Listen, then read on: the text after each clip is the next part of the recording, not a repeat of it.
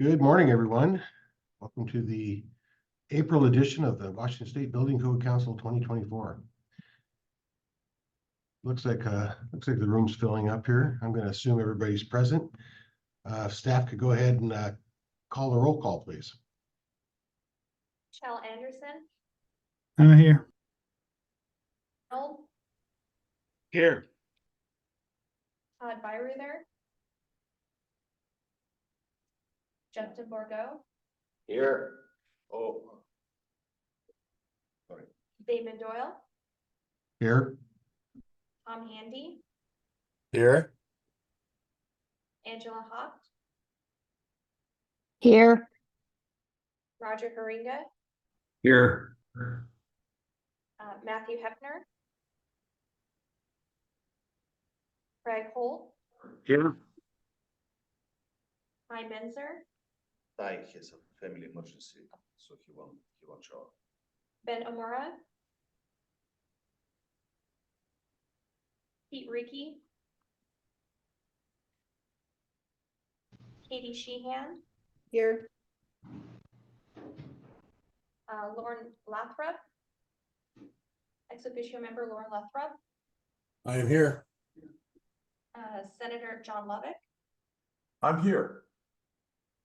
Representative Alex Rommel. Representative Suzanne Schmidt. Senator Linda Wilson. Here. Assistant Attorney General Dirk Mirabachtel. I'm here. Hi, Harold. And I just sent Todd Byreuther. Here. Okay, do we have a quorum? Yes. Thank you. Anybody from the public that would like to introduce themselves?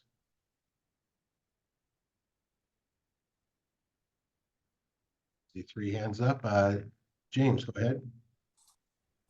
Yes, I'm James Knowles with Amerex and FEMA. I'm here to do a presentation on the number 5 item on the agenda. And there should be many other Washington-based fire equipment distributors that are listening online today for my proposal and my presentation. So I appreciate the time today. Thank you. Okay, welcome aboard. Dave Cocott. I'm David Cocott, Spokane Fire Department, also representing the Washington State Association of Fire Marshals. Thank you, Dave. James, you still have your hand up. Bill Taylor. Bill Taylor, I'm with Pi Barker Fire and Safety. I'm here with Jamie Knowles. Going to have Jamie speak for us. Thanks. Thank you. Andy. Yeah, I'm Andy Schwartz with White Knight Fire Protection, and I'm here to support the emergency code change proposals concerning pre-engineered dry chemical systems.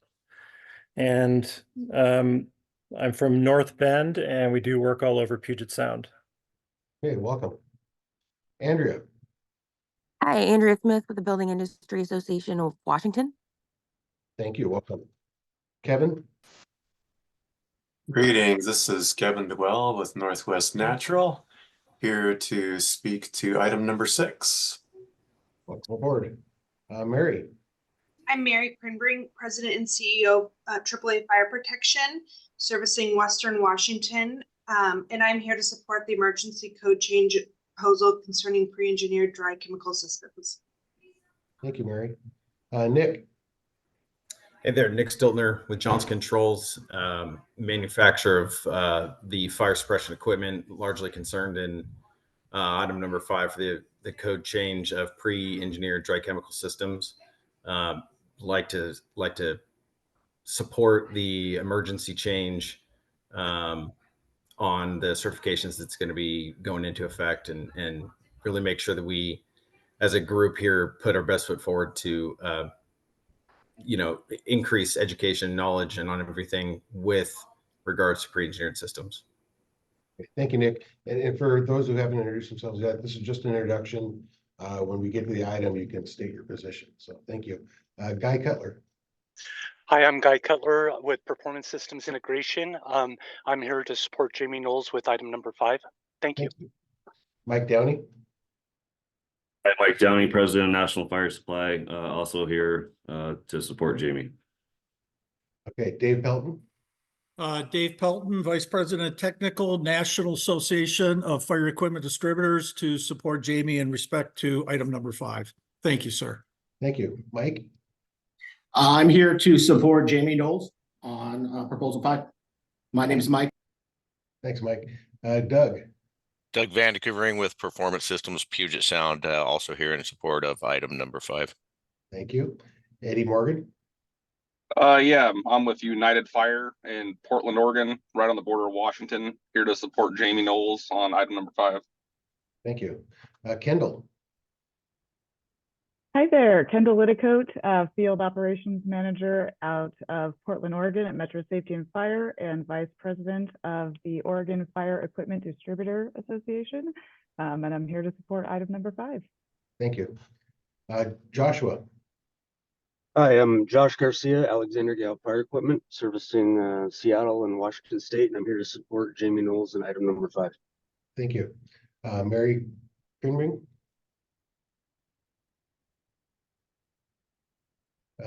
Randy Harwood.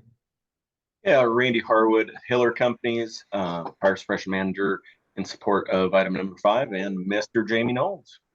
Okay. Jamie, you got a lot of support. I just want to comment that for the record. Nick?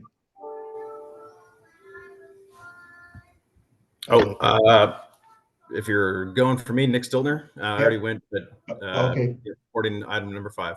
Thank you. Micah Chappelle? Micah Chappelle, Seattle Department of Construction and Inspections. Thanks. Thanks, Micah. Doug Vandekuvering. Doug, have you gone ready? I think you've got me ready too. I'm here in support of item 5. Your hand's still up. Oh, sorry. That's okay. Randy Harwood? Nope. Yeah, already. There you go. Robert Bell? President Brooks Equipment Company, here to support Jamie and item number 5. Thank you. Chad Chernoff? Absolute Fire Protection, here to support Jamie with item number 5. All right. Bob Bell, I think you've already gone. Is that correct? Yeah. Joshua Walco? Josh, if you want to do an introduction, you're muted.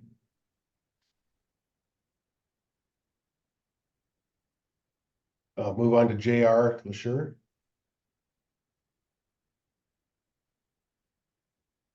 You need to unmute yourself to introduce yourself. Sorry about that. J.R. LaSure, AAA Fire Protection, here to support Jamie on item number 5. Thank you. Mike with User Fire. Yeah, it's Mike with User Fire, here to support item number 5 with Jamie Knowles. Thank you. Thank you. John Rothland of Vista. John, you're muted. Got it. Can you hear me all right now? Yep, go ahead. Great, thank you. John Rothland with Avista here for item number 6 today. Welcome. Josh, have we had an introduction from you yet? You're still muted, if not.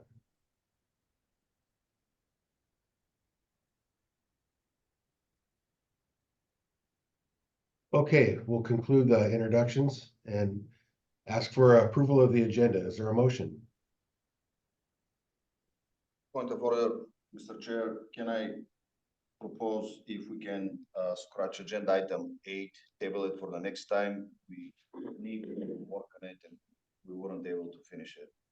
Okay, so looking for a motion to approve the agenda with the exception of item number 8 to be scratched. Is there such a motion? So moved. Thank you, Tom. I'll second it. Thank you. There's a motion and a second. Any discussion? Okay, hearing none. All in favor? Aye. Aye.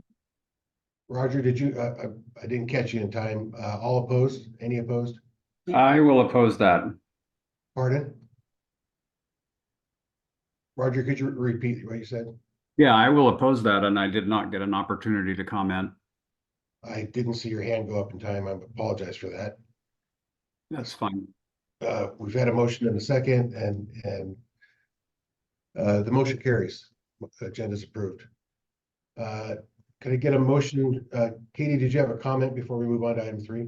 Yeah, sorry, I did have a question and I was having computer issues. And so I apologize for not doing the raising my hand when there was opportunity for comment. But I just wonder if I just had a question about like delaying the tag, delaying it more. Is that going to make us run into problems with meeting our goals for the calendar? I don't believe so. Stoyan, you want to comment on that? Yes, so currently we're working on group 1 codes. Oh, I see. Okay. So group 2 code, group 1 code, the technical advisory groups for group 1 codes are already working, and this agenda item was for group 2. Okay. Thank you. That then I'm fine with it. Thank you. Jill?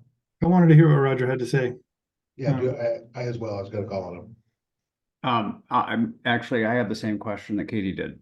Okay. So that clarifies it for me. And Wonderful. my no vote can still stand, but that's fine. Okay. Perfect. Okay, looking for a motion to review and approve the minutes from March 15th. People want a moment to review them.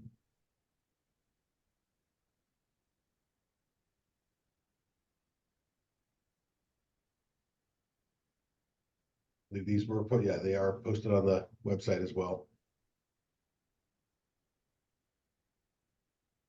Move to approve as presented.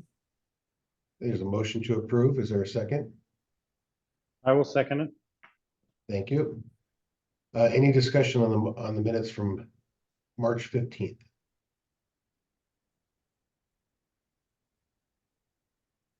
Seeing none, all those in favor? Aye. Aye. Any opposed? Motion carries. That brings us to item number 4, public comment on items that are not on the agenda. Is there any public comment for items not on the agenda? This is for all you participants out there that are not council members. This is an opportunity to speak if you'd like to. I want to make a statement. I'm the managing director, but I'm not a council member, if I may. We'll call you quasi-public. Go ahead, Stu. I will wait for public comments if there are. Okay. I'm not seeing any hands up at the moment. Okay, this is my time of glory. So the news went out, but I want to do it officially. I resigned from my position as a managing director. I did it about 2 weeks ago, and today is my last meeting, so I hope you'll go easy on me. And my last day is on Monday. No drama here. I followed wife's orders to find a job in California. I did.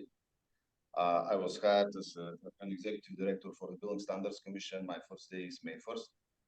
And I promised to stay 2 more years, and I apologize I didn't meet my promise, but we're all talking about life work balance, and sometimes my balance was 0 life and 100% work. So I, believe me or not, I'm sad I'm leaving, but this is the life. Dustin Kirk will be the acting managing director. I recommended him. I don't know after I leave how it will work out, but I can guarantee Dustin is the right person for this job. He brings 11 years of experience enforcing and developing building codes. He has 17 certificates, ICC certificates, and I know him because I hired him and I worked with him. And compared to other people I know, he's not only a certificate holder, but he knows the building codes in and out. And oh yeah, he has a helicopter license, and we are looking for donations for a helicopter. So I want to thank you all, folks from the public that worked with us, and thank you for keeping up with me. We had disagreements sometimes, but it's part of the job. No hard feelings. I hope I'm leaving friends here and not enemies. And special thanks to DES and Ann Larson specifically that, it wasn't for her, I wouldn't stay that long. She she was helping me and supporting me a lot. So this is all I want to say. Besides the lawsuits that are growing, like, mushrooms after rain, we did some good things. And if you can give me like 10 minutes for the staff report, I can share what we did, what we're planning to do, and I'll pass the torch to Dustin after that. So that's my 5 minute. Okay, well, I'm sure that I speak for the full council when I say I'm sad to lose you. You've been kind of the glue that's helped keep this whole thing together, and it takes a lot of glue sometimes. So we wish you success in your forthcoming ventures, and glad to get you back with your wife in California, and just wish you all the well. Anybody else have any comments? I echo that, Damon.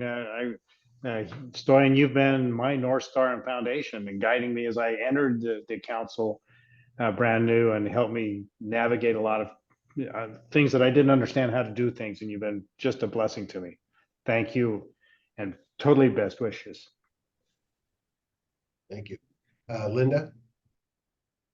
Yeah, I just wanted to say, I thank you for all the work that you've done. I know that you and I don't see eye to eye all the time, but I do appreciate how you dig in there. And I do really do appreciate the work that we did together on the bill that we passed this year. So that your insight was very, very helpful. So I wanted to thank you and good luck. Tom? Yeah, I want to echo everything that's been said too, Stoyan. You've been great to work with. You always answer emails, right away, no matter when, almost, and that's been very much appreciated. As I kind of entered this for, last year, you helped me along a lot. Thank you very much. Jay? Stoyan, you came aboard about the same time I did for the council, so we got to share the new guy title for some period of time. And like I have said in numerous conversations via email, and as we've talked between meetings, you have a really tough job, and you have done it very, very well. You can tell from the work that we're doing and how things have come about that there are cases where the council is split, where stakeholders are split, and you have been kind of in the brunt of the center of taking care of that with criticisms of what we do and how we do it, when much of that is more the council than the staff. But you've handled it well with grace and supported us well, and we wish you all the best in what's next for you. Thanks. Shell? Yeah, thank you so much, Stan. You kept us all together, and it's been amazing in a surprisingly thankless job. So I know it was more than you probably anticipated when you took the job. So thank you very much, and I wish I was there to shake your hand and thank you in person. Katie? Yeah, all the same. I'm glad that you're I'm sad for us because you've been such an amazing leader. But I am really glad that you're going to be going and hopefully finding that work-life balance that has been clearly difficult to find in this work. But just really appreciate you and all that you've done. Thank you. Thank you. Representative Rommel. Yeah, I'll pile on here, Stoyan. You've got a difficult job. It's sort of one part manager, one part referee, one part subject matter expert. That's a really difficult balance to find, and really appreciate the way that you've found that balance and kept us all on track and largely delivered on the results that the community and the state expects from this organization. Tough shoes to fill. Good luck to you. Roger? Yeah, I just want to reiterate what everybody said. I agree with everything. It is a very difficult and sometimes thankless job, and you always were looking out for your staff and for the council and for the process itself, and even though that was difficult. So I appreciate everything you've done for me as I've been on the council the last 2 years and kind of figured out how things go. And I just really appreciate all of your help, and I will miss your leadership. Todd? Yes, tremendous respect. Thank you for all the one-on-one work we've done together. Sad for Washington, happy for California, and happy to have a California contact now with all those questions. Good luck. Anybody else care to comment? Okay, let's go ahead and move on to, I'm sorry. My hand raised buttons disappeared on me, so I would like to thank Stoyan for his vote of confidence in me stepping into his large shoes to fill. And, you know, he's been a keystone of the arch of the Building Code Council. And, you know, I have a big role to fill. And I just want to tell Stoyan that we will miss him and that, you know, we really appreciate his guidance and support for the staff and for the council members in the limited time that I've been here. And I really do wish him well, and hate to see him go. Agreed. Okay. And we have one attendee with a hand up now. Oh, okay. Yeah, please. Hi, this is Cap, and I just wanted to say ditto to the above, and I respect you, Stoyan, for taking care of yourself, and here's to your next adventure. Here we go. Okay, before we start getting all emotional, let's go ahead and move on to item number 5. Request for emergency rule. Stoyan, you want to lead this off? Yes, so we listened to a presentation during the meeting in March. And after the meeting, we received a request for emergency rule. The request has 2 proposals. And also we have a presentation that everything was posted on the website. So I don't know, Diamond, how you want to handle this, but I have everything available to share on the screen. A little bit about the procedure. So the council needs to make 2 decisions.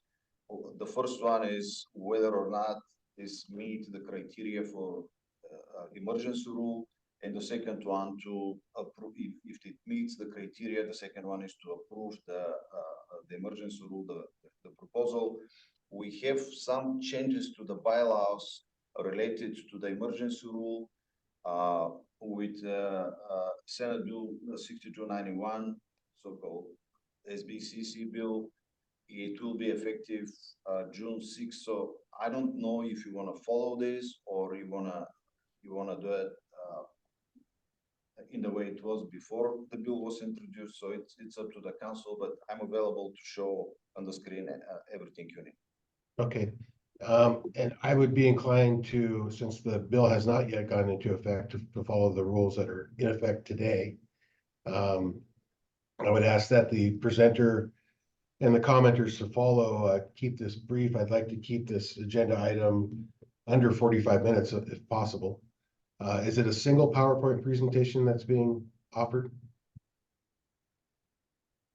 Yes, there is a PowerPoint presentation, so I don't know who will be presenting, and if they want me to show the presentation on the screen, or can we allow them to share their screen? Yes, like promote the panelists. Okay, so we can promote them to panelists, and they can show the presentation. We're ready to do whatever is. Okay. I've got 2 hands up. Dave Cocott, do you have a comment?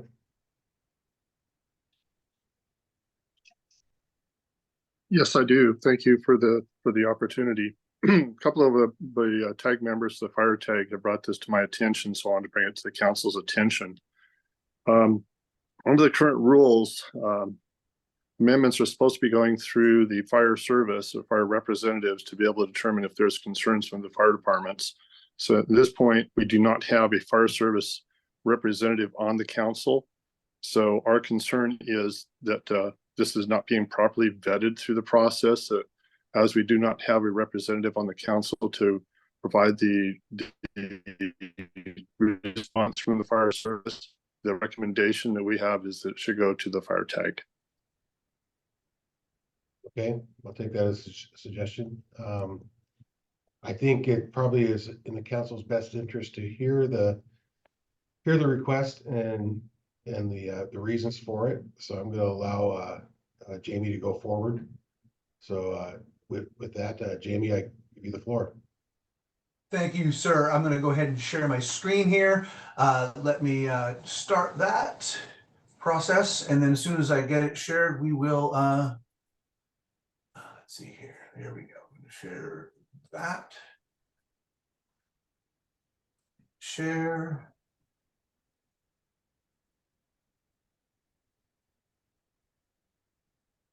Okay, you should be able to see my PowerPoint now. Can you see that, sir?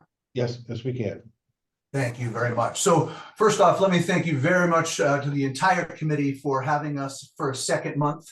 We appreciated the brief 10 minutes that you gave us last month to present this and get this presentation on the agenda.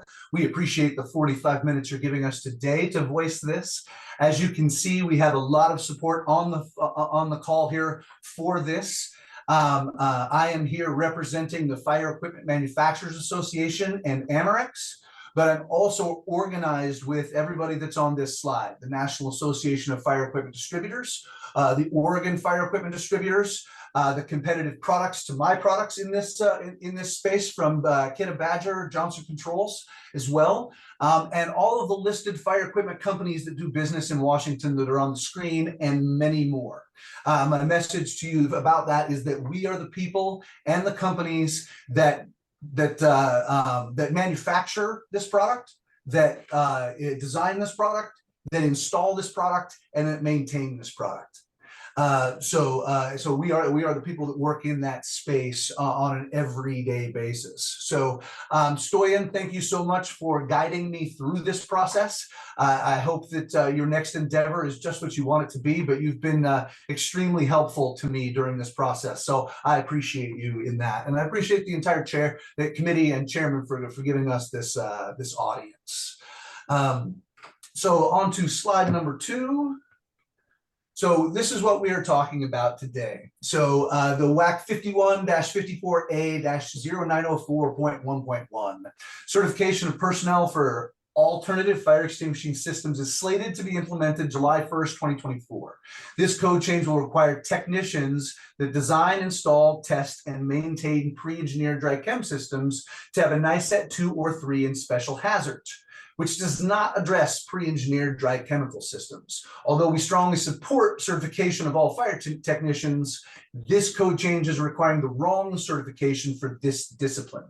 The remainder of this presentation will support that claim and suggest the available paths forward that was requested by the SBCC members last month. So we'll go ahead and do that today, and hopefully be very respectful of your time and allow you guys to make a good informed decision. So these are our points. These are the reasons we believe that an emergency code change is needed. The first one is that NICET is the wrong certification for pre-engineered dry chem systems. NICET is a fine certification. We have no complaints about NICET. It fits into our fire protection world in a very good way, but it's not targeted to pre-engineered dry chem systems. So we would have technicians who would be getting certified in special hazards when they only work on the pre-engineered dry chem and kitchen systems. So it is simply the wrong target, right?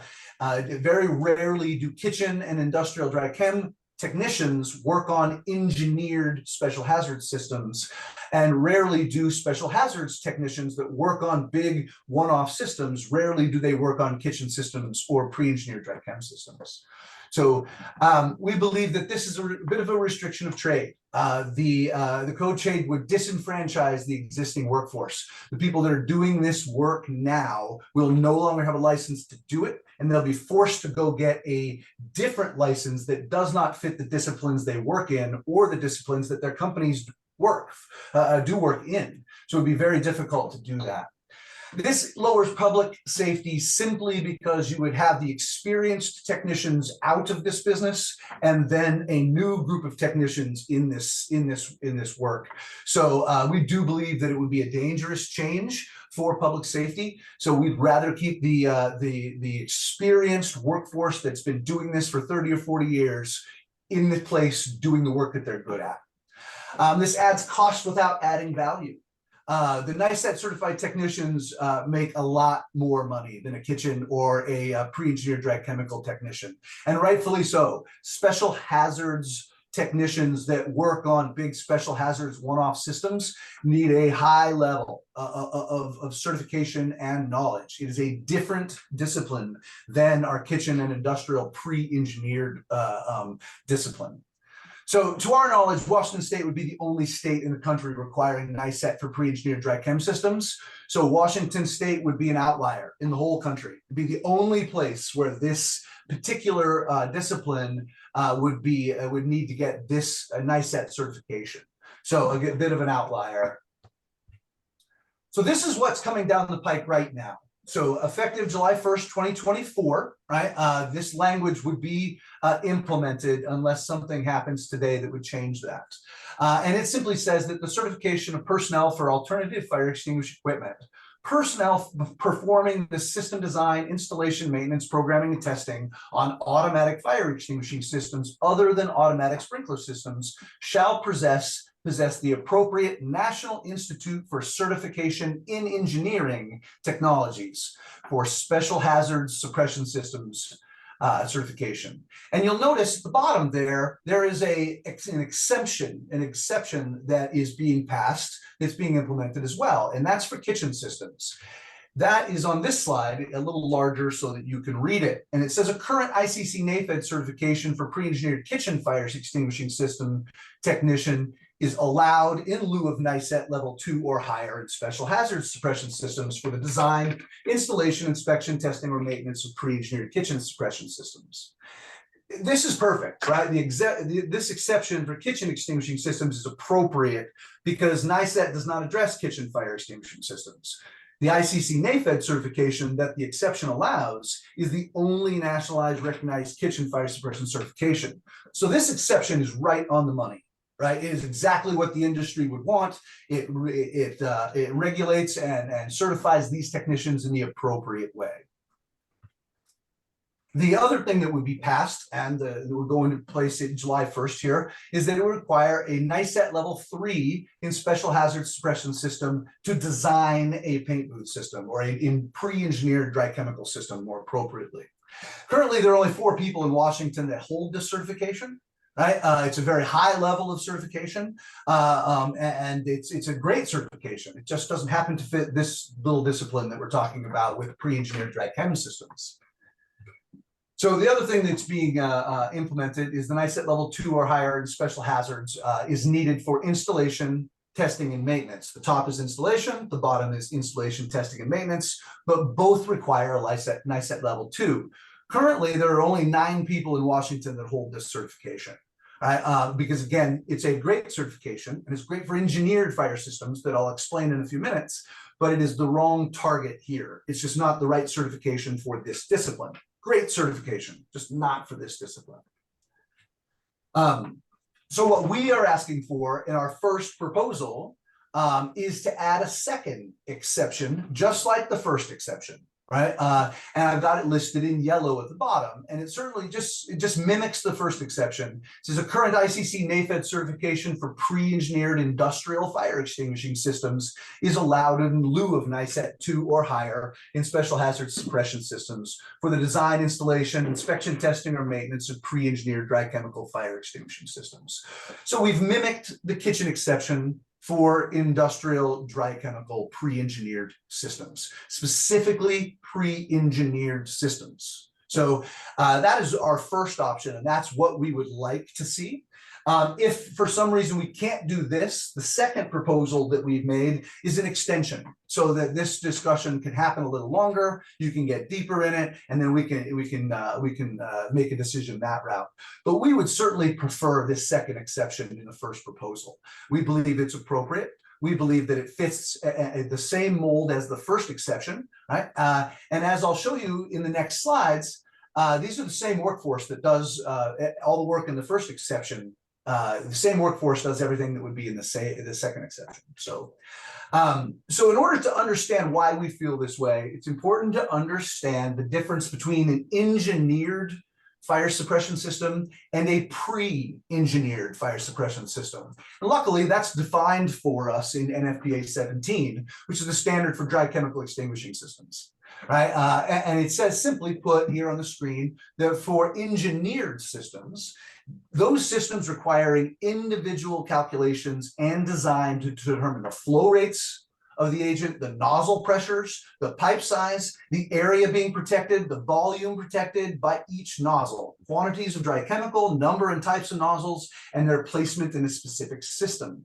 So you are designing and engineering every aspect of this system for a hazard that this fire system fits specifically. You can see here that we've got a large fueling rack in front of us where gas trucks fill up their tanks and go to the gas stations and fill up the gas stations.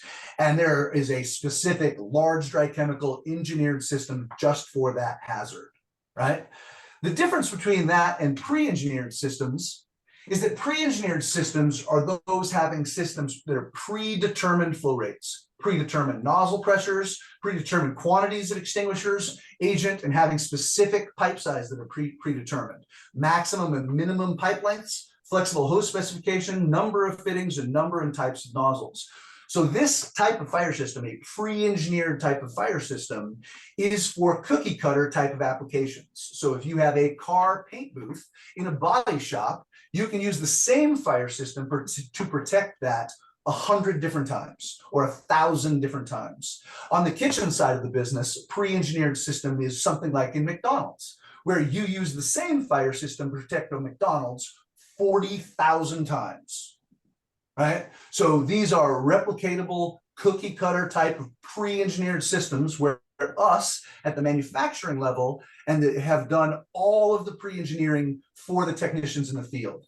They have a manual, and that manual is the Bible. If it doesn't say it in the manual, you can't do it, right? Whereas if we go backwards to the engineered systems, these are one-off fire systems for one-off hazards. And they take a high level of engineering, high level of design work, and a high level of technician in order to design, service, install, and maintain these systems. So they're different animals from the pre-engineered systems that are cookie cutter in body shops or things of that nature. So, so there's a real difference in the two disciplines here, engineered versus pre-engineered.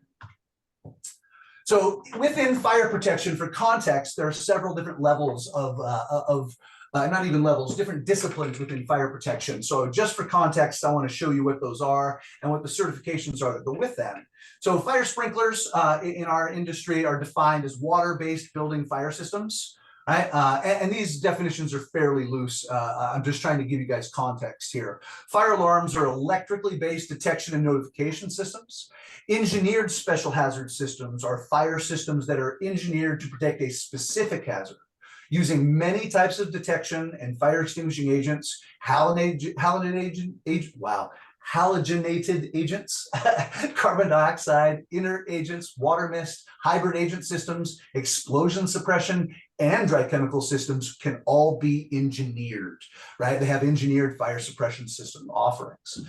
Pre-engineered fire systems are high volume, repeatable fire systems for hazards like commercial cooking, paint spray operations, and on and off-road vehicle protection. Right? Portable fire extinguishers are the last one, and those are handheld and wheeled extinguishers. So we move on to what certifications go with these disciplines. Well, on the water-based system side, there are 4 different certifications available out there, along with apprenticeships for that discipline through the different unions and different organizations. Through the fire alarm systems, you can see NISAT, ESA, CSA are all available for certifications for the fire alarm world. Also, you go through a low voltage apprenticeship program in fire alarm systems as well in order to work on limited energy type of systems.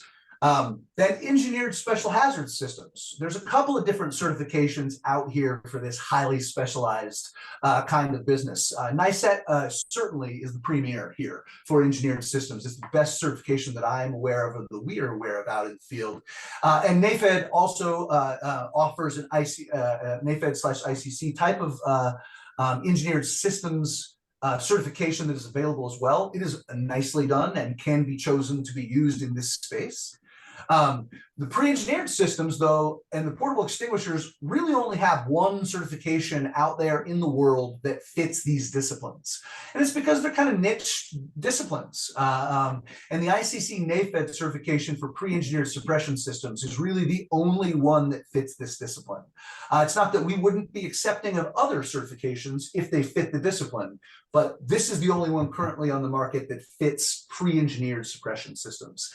And there's one for industrial dry chem, and there's one for kitchens through ICC NAFED. Then the portable fire extinguishers use an ICC NAFED certification as well. And it's the only one that I am aware of out there that's being adopted across the country that gets used. That's a national certification.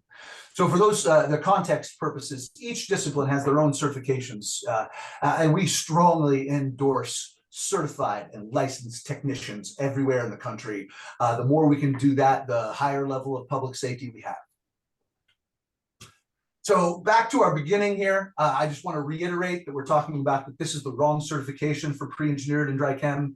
It's not that it's a bad certification, it's just the wrong one for this application. It's a restriction of trade. It dangerously changes the workforce here from a really experienced workforce to, although a highly technical workforce that haven't been working in this space for the 30, 40 years that the existing workers have been. It adds unneeded labor costs because those technicians are a lot more expensive. And to our knowledge, it would put Washington State as an outlier in the country, being the only place in the country that requires NICET for pre-engineered dry chem systems. So the next contributing factor to this argument is that pre-engineered dry chemical systems and pre-engineered kitchen systems use the same controls. So if you see on the left there, that is a picture of my Amerex KP fire suppression system for kitchens, kitchen protection system. And the mechanical release module in the upper right-hand corner there supports the use of mechanical detection and mechanical pull stations, mechanical gas valves. And then it fires a cartridge that you can see in red and black there in the bottom of the box. And that cartridge then actuates the restaurant fire suppression tanks, which are of liquid suppression agent nature. And they push that agent out the nozzles over the appliances and over the hazard, right? On the right, what you see is an Amerex IS system, or industrial pre-engineered dry chem system. And you can see that the mechanical release module on the right is the same module. It works the same. It supports the same exact detection for mechanical fusible link type detection. It supports the exact same pull station. That's mechanical in nature. It supports the same gas valve as well. The real difference comes after we fire that cartridge that's in the box. When we do that, now we're firing dry chemical tanks that are discharging agent into a paint booth or a flammable liquid storage locker or open front paint booth, something like that, versus a kitchen system. So the same controls, virtually, I would say a large portion of each of these manuals are the same, right? And we move into the competitive space where it's not my product at Amerex, but it's my competitive products that are represented by people listening on the phone here, listening on the call. The PyroChem system uses their NMCH3 control head for both their kitchen product, Kitchen Night 2, and their Monarch product, which is their paint booth or pre-engineered dry chemical system. So just like I showed you with my systems, their systems are the same for both, and then they deliver different agents. On the Badger Kidda side of the business, they use Range Guard for kitchens and Industry Guard for paint booths and or pre-engineered dry chem systems. And they use the same controls, pull station, detection, all of that for the both systems. So because of those things, we have the same technicians that work on restaurant systems. They're the same guys that work on pre-engineered dry chem systems. So to have them get a completely different certification for NICET that applies to special hazards or engineered type of work, right, is really the wrong hazard or the wrong certification for these people and this discipline. Also, it's these controls that I just showed you are listed to the same UL standard. So I'm going to start at the bottom of this slide and work my way up.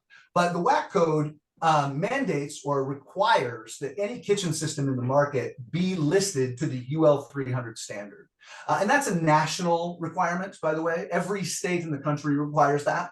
And in order to get a UL 300 listing, you must first get a UL 1254 listing that regulates everything I just showed you in the last slide.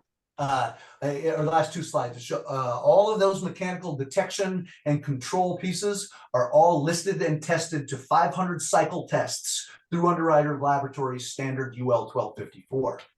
So not only is it the same people working on it and the same equipment, it's the same listings and approvals through the third-party testing agencies.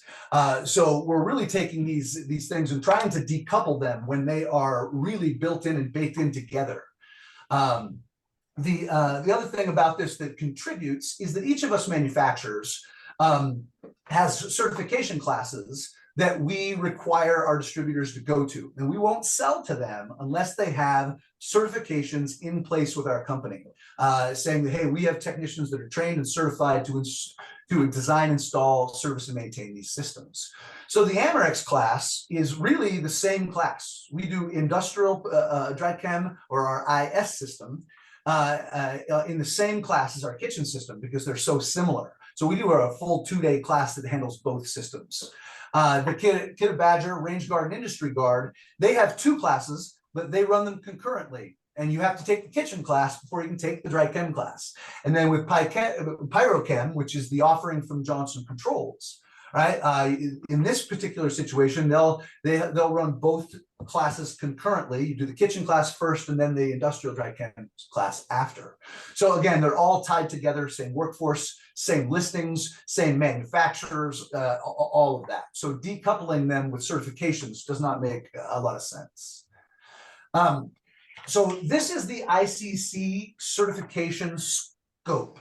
And I pointed out to you because I've been saying that the ICC NAFED certifications are the only ones that are targeted to these disciplines. So now I want to prove that to you, that these are targeted to these disciplines. And with kitchens, you can see here that this verbiage, which I'm not going to read out loud to you, but is directly targeted at commercial cooking operations, commercial kitchen applications, and everything is kitchen, kitchen, kitchen all the time, is just for this particular discipline. When we move over into the pre-engineered industrial fire extinguishing system technicians, this is targeted at, is responsible for performing inspection, testing, and maintenance on pre-engineered industrial fire extinguishing systems, right? And it's targeted right at this discipline. It's so similar to the kitchen discipline that they actually made a typo down here at the bottom and said add limitations of pre-engineered kitchen when it should say industrial fire systems right here. But it's so similar that they made that little mistake in their description of the certifications. So we do believe that the ICC NAFED certifications are targeted to the kitchen and the industrial dry chem disciplines, and they're the only ones out there that are. So that's why they're appropriate. In the reverse of that are the NICET certifications. So the NICET certifications are, again, fine certifications. In fact, for engineered special hazards technicians and designers, I think they're indispensable.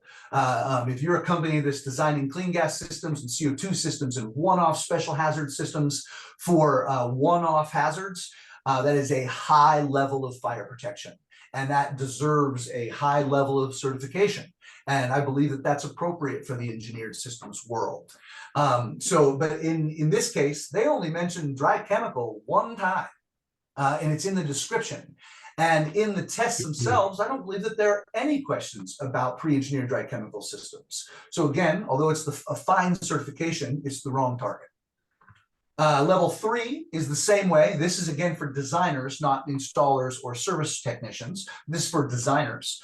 The same argument here. We have, it mentions dry once, and then when you go through the test, there's virtually no topic or no content or questions about pre-engineered dry chem systems. So again, we're looking for the correct target. We're not trying to say one certification is better than the other. We're saying that they're not targeted. They're targeted at different things. So we like NICET a lot and really push for them in the appropriate places across the country. And we hope they keep doing the great job that they're doing.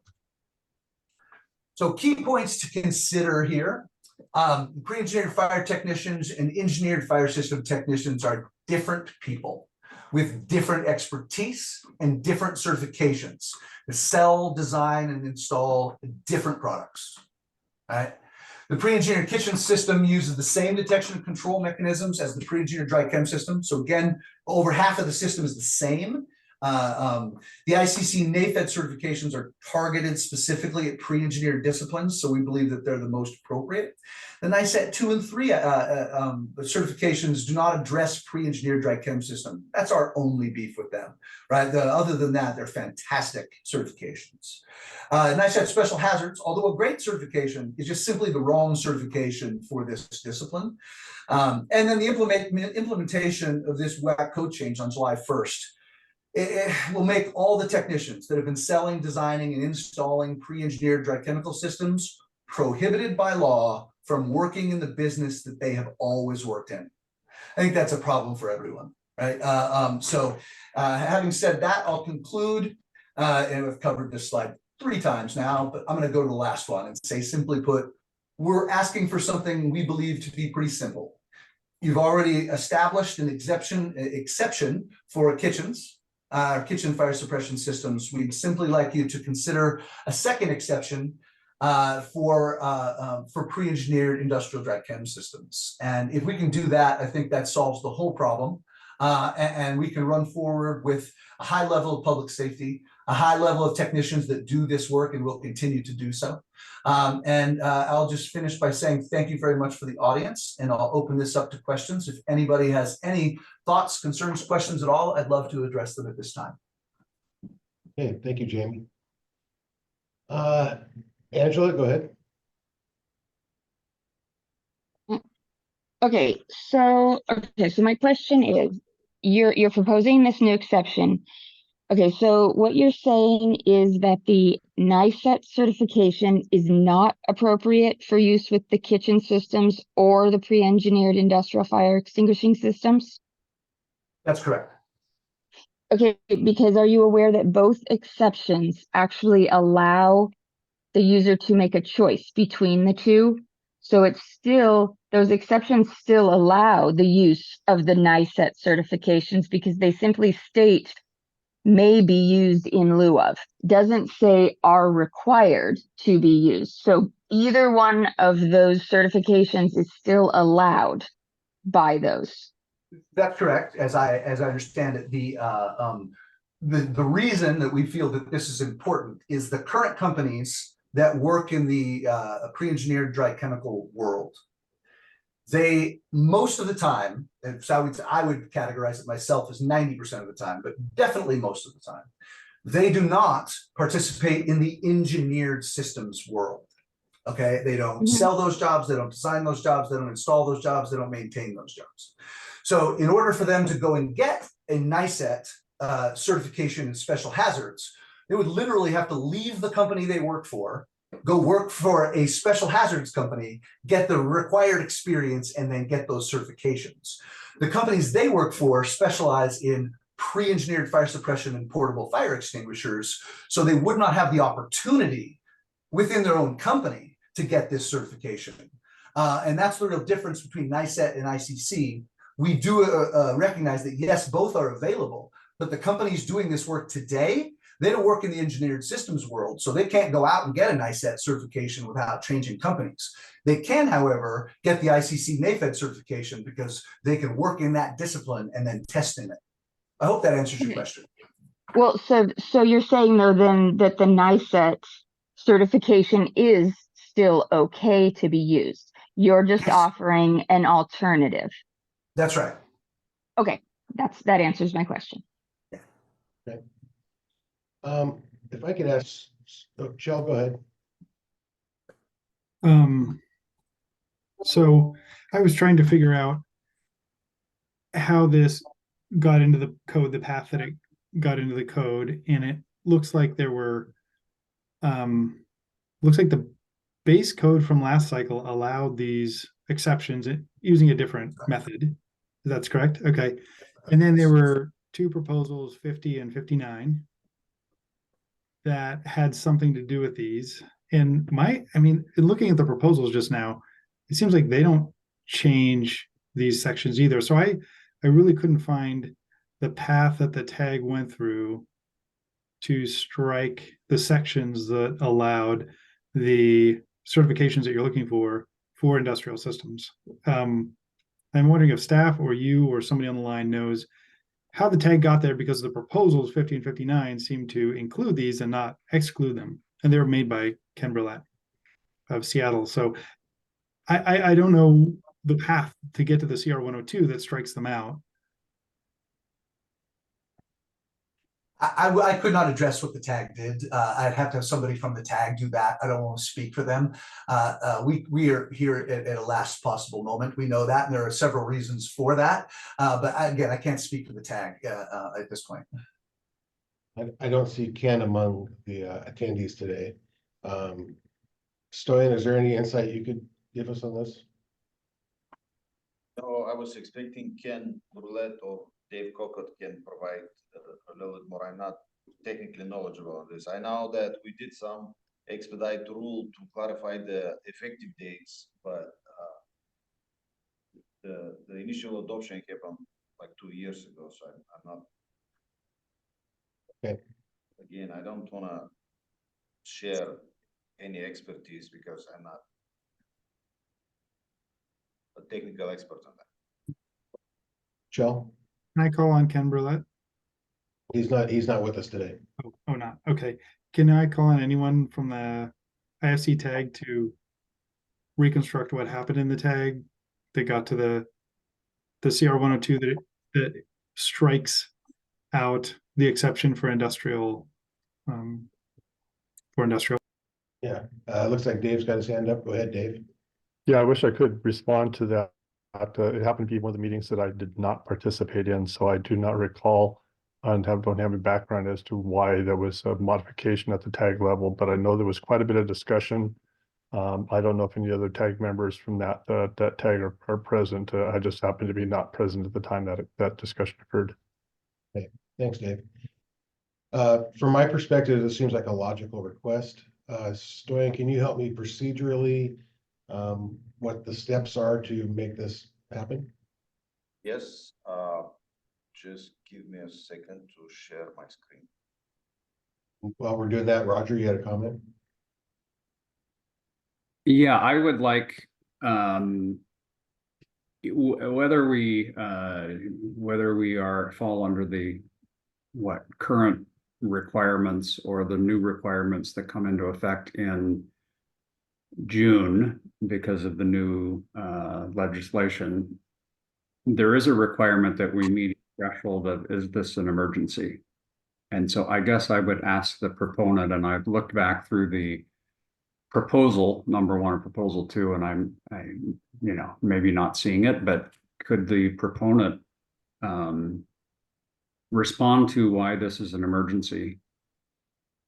You bet. In our view, the reason that this is an emergency is because we're going to be doing a few things. We're disenfranchising the existing workforce, the people that have done this business and frankly built this business from the ground up over the last 40 years would be disenfranchised. They'd no longer under law be able to work in the discipline that they built and that they've been working in.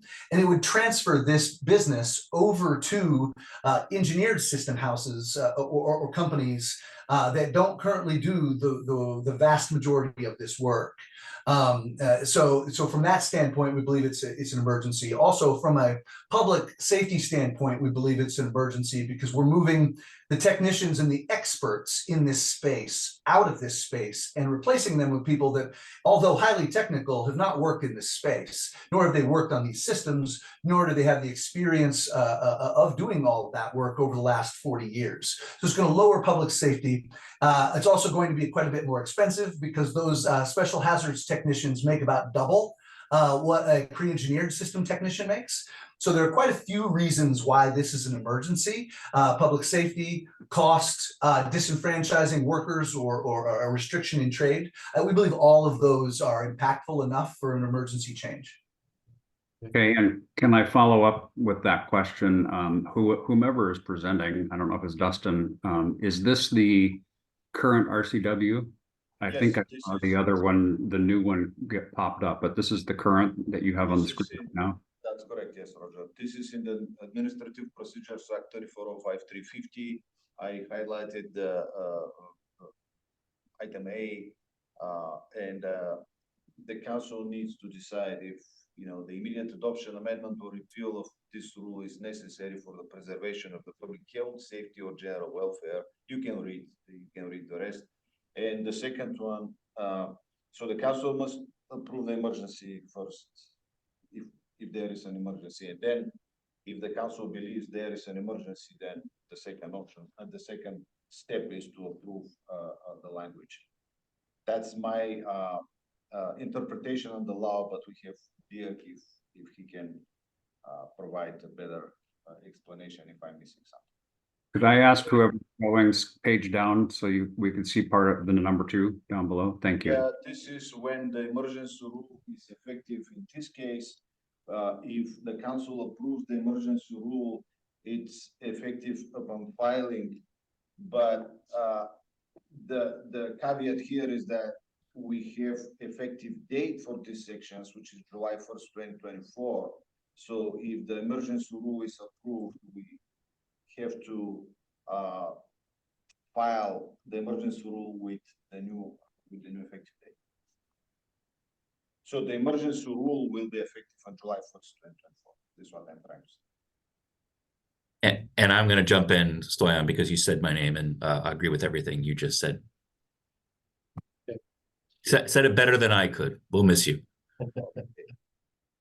Pete, go ahead. Yeah, who currently makes the decision on whether or not a particular business is allowed to have a pre-engineered system or not have a pre-engineered system? Jamie, you want to respond to that? I'm not sure I understand that question completely. At what level are you talking about? I can address the fact that us manufacturers of the system, we select our distributors, and then we certify them in our products. And then the fire code would say that, hey, this business is building a body shop, they have a paint booth, it's required to have a fire system in it. And then the technicians or companies that us manufacturers sell to are licensed on a local level with the state or the municipality to do that work. And they submit that for plan review in the local jurisdictions, get it approved, and then install it, service, and maintain it. I don't know if I answered your question there. Maybe I did, maybe I didn't. Go ahead and let me know. Well, I think you did. So basically, you get certification from the local jurisdiction to decide whether or not a particular application on auto body shop, for example, requires a pre-engineered or can have a pre-engineered system or not. And so the original authority comes from the local jurisdiction to you, and then by extension to the auto body shop applicant. Gotcha. I understand your question a little deeper now. Let me say that we as a manufacturer built a manual that has maximums and minimums. So if the hazard presents a hazard that is outside of the scope of that manual, then it cannot be a pre-engineered system. Right? At that point, a one-off fire system would have to be designed for that hazard, submitted to the plan reviewer in that municipality for approval. At that point, yeah. So, but the manual itself of each manufacturer's pre-engineered dry chemical system dictates what it's capable of and what it's not capable of, and that's part of the UL 1254 listing process. Okay, I think that clarifies. Thank you. Thank you, Pete. I'm glad I got to the bottom of your question, sir.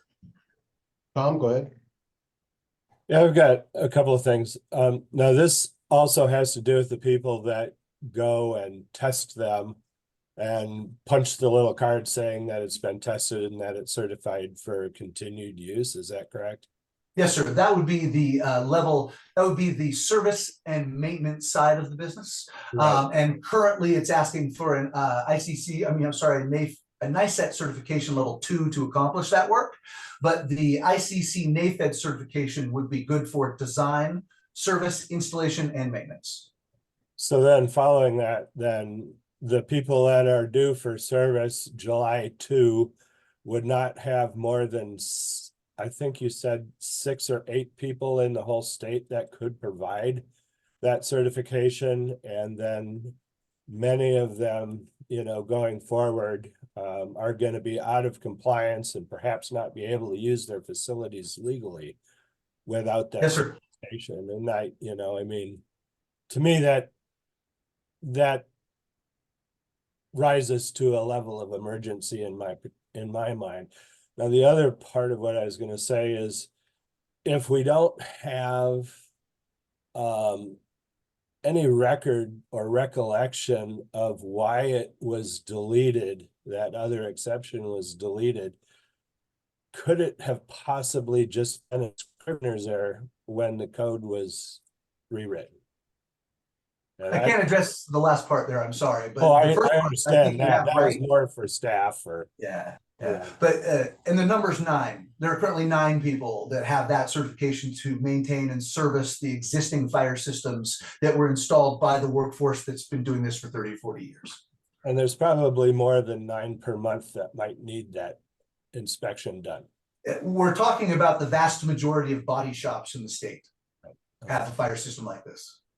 Then if anybody else in staff or whoever has an answer for that second part, I'd be all ears. Thanks, Tom. Craig?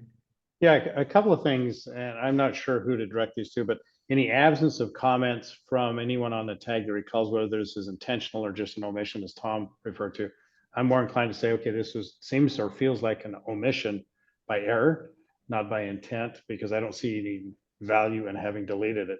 I am interested in, I know the fire department or the fire officials earlier asked for time to look at this and consider it. I'd like to hear from somebody that opposes this, why this would not be a good idea or why it might have been deleted intentionally at the tag before I make a decision, but it seems to be fairly common sense at this point. I would agree. And I think it may have been Dave Cocott, but we'll see. Joe? Yeah, thank you, Mr. Chair. I agree with Tom that it would certainly be an emergency if, you know, we're shutting down businesses because there's a shortage of people to recertify systems. That would be really, really problematic if that's something that we're doing, and that would be an actual effect of this code. So certainly it seems to rise to an emergency if that is in fact what is happening. But I also want to be careful. So I looked at the CR 102 and it very, very clearly strikes out the exception for industrial. And then it's written in the beginning of the CR 102 that it is striking it out. So it was not it'd be really, really, really surprising it was an accident that happened. I want to be careful that we don't, through an emergency rule, undo something that a tag and the council have vetted over a 1 or 2 year process. I think that's really problematic if we're doing that. And the only reason I think we would do that is if we did find that it was in error, or it was a mistake, or we have new information that we didn't have at the time. So I think we need to learn more about the rationale for the tag doing this before I'd be comfortable undoing the work of the tag, the CR 102 process, the CR 103 process, and all the votes we've taken on all the public comment and all the votes we've taken. So I see that this rises to an emergency, and I think we should probably take action on this somehow, but I don't see how we can do that today without knowing that, knowing what happened in the tag, what were the discussion points, and hearing that full side and kind of resurrecting the discussion that ended up with this not being part of the code. I think those are good points, Chell. We only have 2 meetings left prior to this going into effect, so we need to be cautious of our calendar as well. Jay?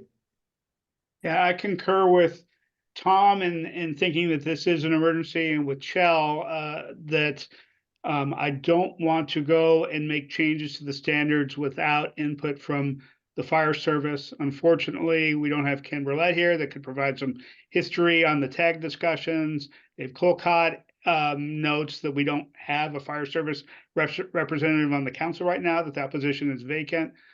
So I think we need some time. And so I lean towards, if we're going to get on a path that we take action, that we look towards proposal 2 to change the effective date until we get some more information and can weigh any deliberate change that was made in the standards and understand why that was done, recommended by the tag and adopted, and understand if that needs to change or if there's something else that needs to happen here. But I'm uncomfortable moving forward with making a change to standards without input from the fire service, and I don't think we have that today. Thank you. Procedurally, I believe we could pass an emergency rule and it automatically expires after 180 days if nothing else happens beyond that. So it could be a temporary way to do it. Dustin, then Roger. The emergency rule will be 120 days. So was it 120? I misspoke. Yeah, but I wanted to offer to the council that we don't have the best information on the CR 102 to show the rationale behind the change.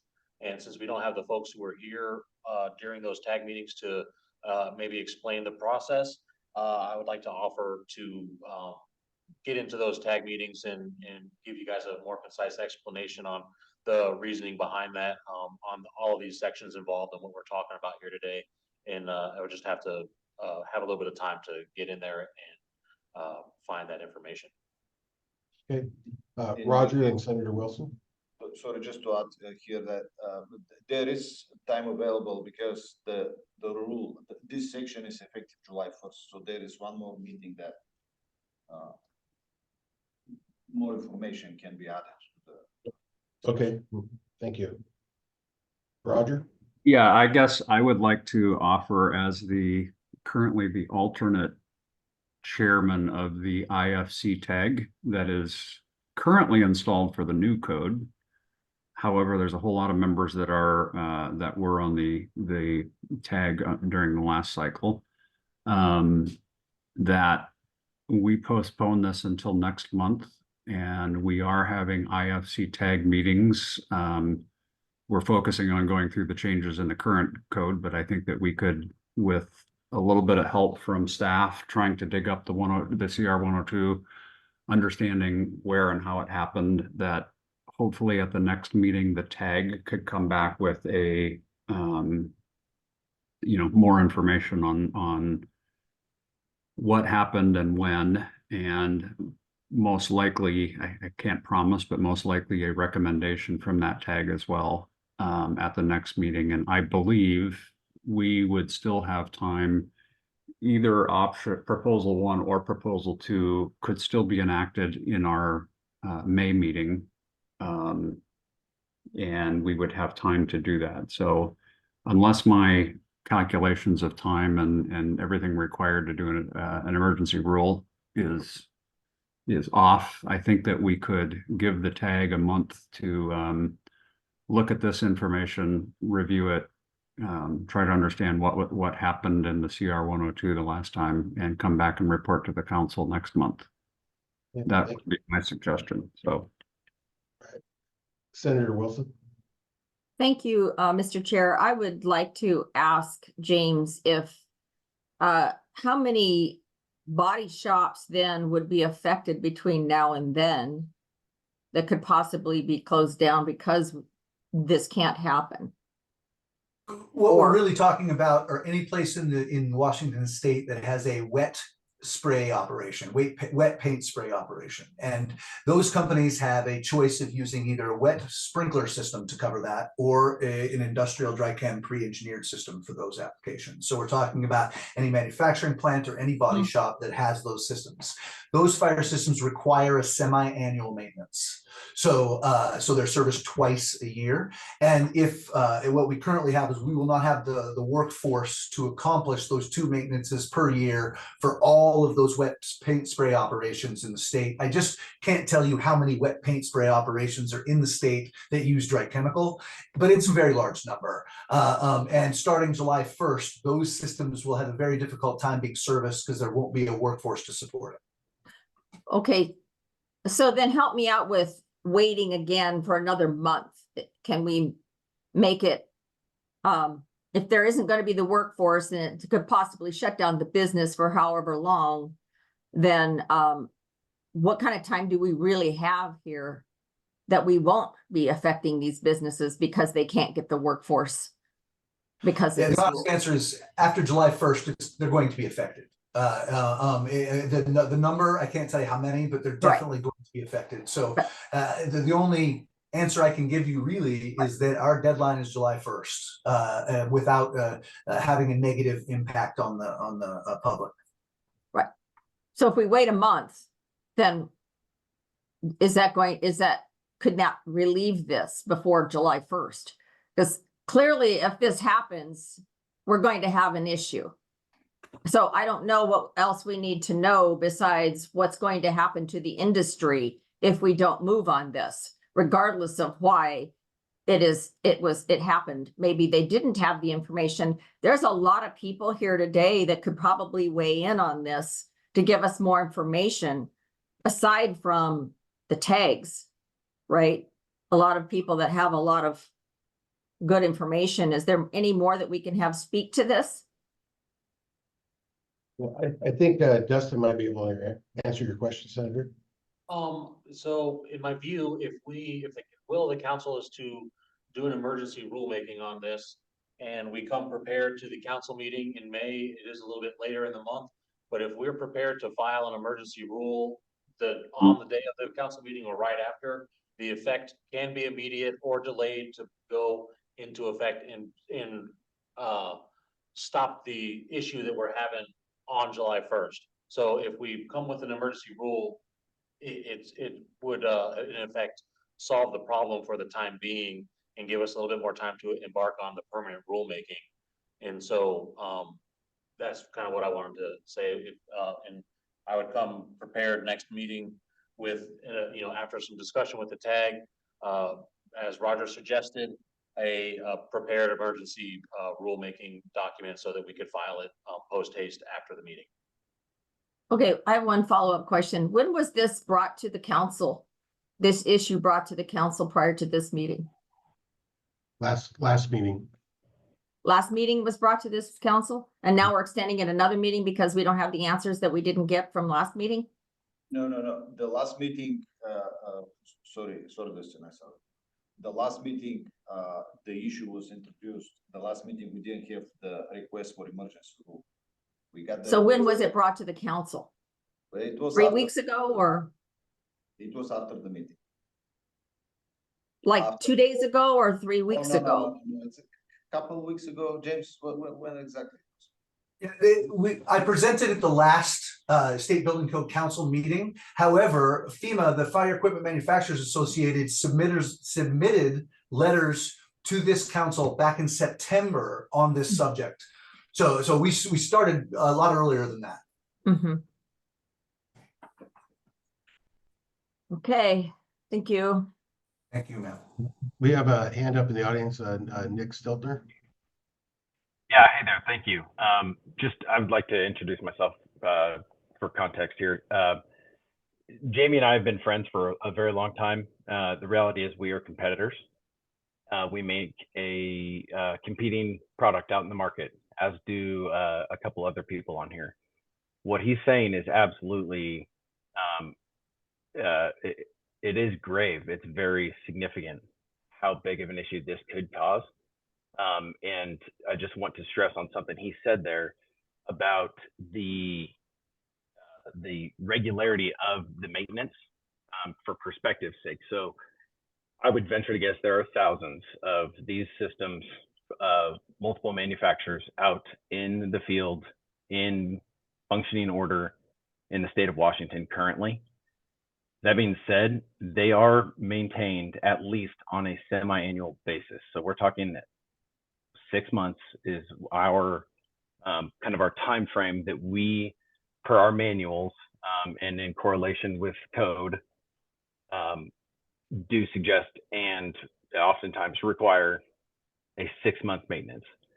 So we will have thousands of these dry chemical systems out in the field out of compliance almost immediately, due to the fact that there will not be enough people in the workforce that are certified through all the manufacturers and through NICET to be able to get to the amount of work that's out there.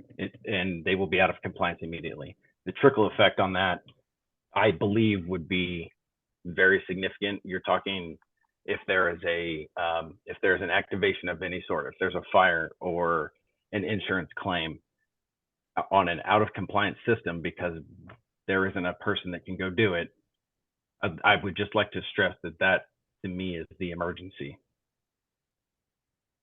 Okay. Thank you, Dick. And, I'll say, before I call on Jacob, we were 1 hour into this. I'd like to take action. I think that this is something that's important. I think we can also take care of it if we waited one meeting and try to get the input from those who were at the original tag without harming the industry. So those are my thoughts. Jacob, then Todd. Yeah, I thought it might be helpful if I spoke to speaking specifically regarding to time frame here.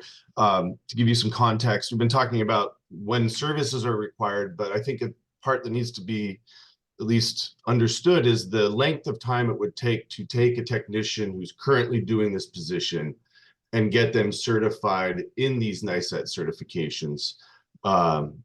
That would, for most of the technicians, would require 2 different testing periods with considerable time invested in the studying for those tests. Realistically, as an owner of a business who plays in this realm that has people that have NICET on the fire alarm side, it's probably a 6-month run up to get somebody trained. Good information. Todd, go ahead. Thank you, Chair. So I think we understand this context, and so to help address Senator Wilson's question, my memory is this came to as a public comment, not on the agenda, in one of the near recent meetings, and that's why it was put on the agenda today, so we could study this. I'm hearing there is time. I'm hearing a request from the public to bring this to the fire tag. And I want to remind everyone that we only just reformed the fire tag last week. So now we have everything in place, and with assurance from the staff that we have time, then that would be my recommendation. But also it is on the agenda today for public comment. So I'd like to exhaust all public comment and get feedback if that's really the pathway. So thank you. Thanks. James, do you still have something? Yeah. I'll be very brief, sir. Just simply put, I've heard everybody talk about the TAG committee and how important their input is on this. I looked on the website. It appears that they're meeting next Tuesday. I can be in that meeting for the TAG committee if needed, whether that's in person in Olympia or I can do it remotely like this. Either way, I'm happy to travel over from Spokane. You can go to their parking lot, I guess, if you want. Angela, your mic is live. Thanks. Go ahead, Jamie. I'm just saying, simply put, if you need me to participate with the TAG, I can be there next Tuesday without a problem, or any other time that you set a meeting. Okay. Tom, go ahead. Okay, I'll just make this real brief. I think that regardless if this goes through, when we do it or when we don't do it, and regardless of the reason that it was stricken in the first place, it's going to cause such irreversible harm to the businesses that there's no coming back from it in a lot of cases. And so I think we really just need to think about what's right for the people and then figure out how to mitigate the issue if it needs mitigating in another way at a later time. Thank you. Joe? I agree with Tom. I think action is probably necessary. At this point, I think that having the fire code tag look at it and make sure we have the right language before we adopt it is important. So I'm going to move to table this until the next meeting. What's a motion? There's a motion to table. Is there a second? I'll second. Okay, so the motion is to table the issue until the next meeting. That's a date certain. Roger, did you have further comment? I did, just on the proponent's comment about next week. I need to the invitation has gone out for next Tuesday's meeting. I want to make sure that if we are having a meeting that is open to the public, that we have provided the information in time. So my suggestion would be, it would be the following week's meeting, or we are going to set a schedule for, in the meeting on Tuesday, we're going to set our schedule for the upcoming meetings. Okay. It may not be next Tuesday. It would be the next meeting that we would address it. So we make sure we get all the data out there to the public on time and appropriately. Well, I will make myself available, sir. Okay. Thanks, Roger. Dustin? Let's say, yes, we have already sent out the invites and set the agenda for next week's tag meetings. It is still possible to amend those if it would be the will of the council to make sure we get this done as soon as possible. But my initial thought was to have it not next week's meeting, but the week following. And I would also ask maybe the council to direct the tag to maybe prepare the CR 103E for emergency filing so that we're ready for the next council meeting to file this as soon as possible. Perfect. Roger, sound in agreement with you?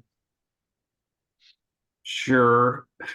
I'll need some help because this is the first time I've been the chair of a committee. So filling out the CR 103P, Dustin, I'll need some help with that. But yes. So the filling out of the form will be, I'll handle that. We will, as the tag, we will develop, the language that will go in there. There will be the emergency rule language. Okay. And James, I would like to get with you here in the next week to make sure we have all the documents so that we can present a clear picture to the tag so that we can produce this language.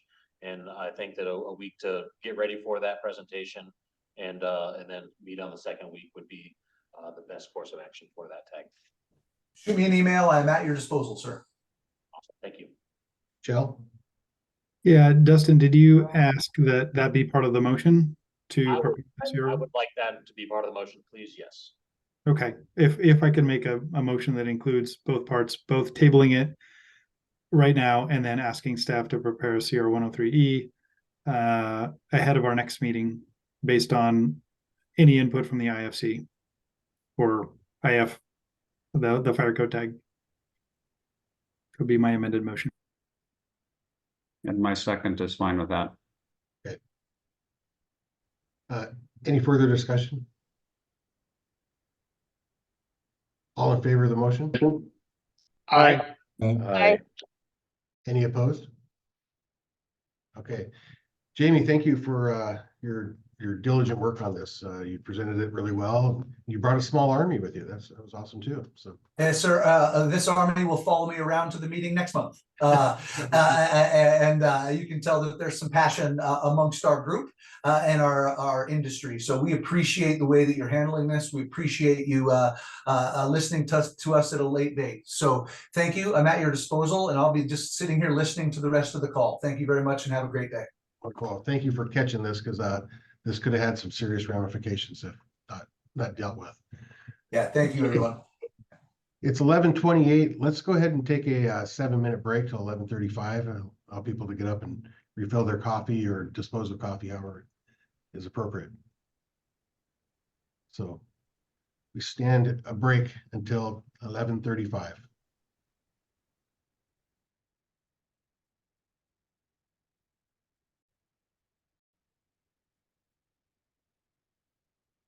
Okay, welcome back, everyone. Sorry for such a brief break. I should have given us a little bit more time, but trying to get through today. So let's make sure that everybody's back. Can we do a quick roll call?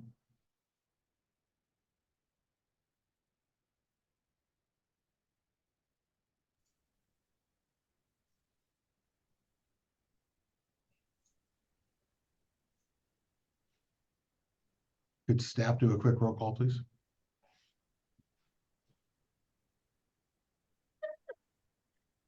All right, let's try that again. There you go. Charlie Anderson, Present. Jay Arnold, Here. Todd Byruder, Here. Justin Borgo, Here.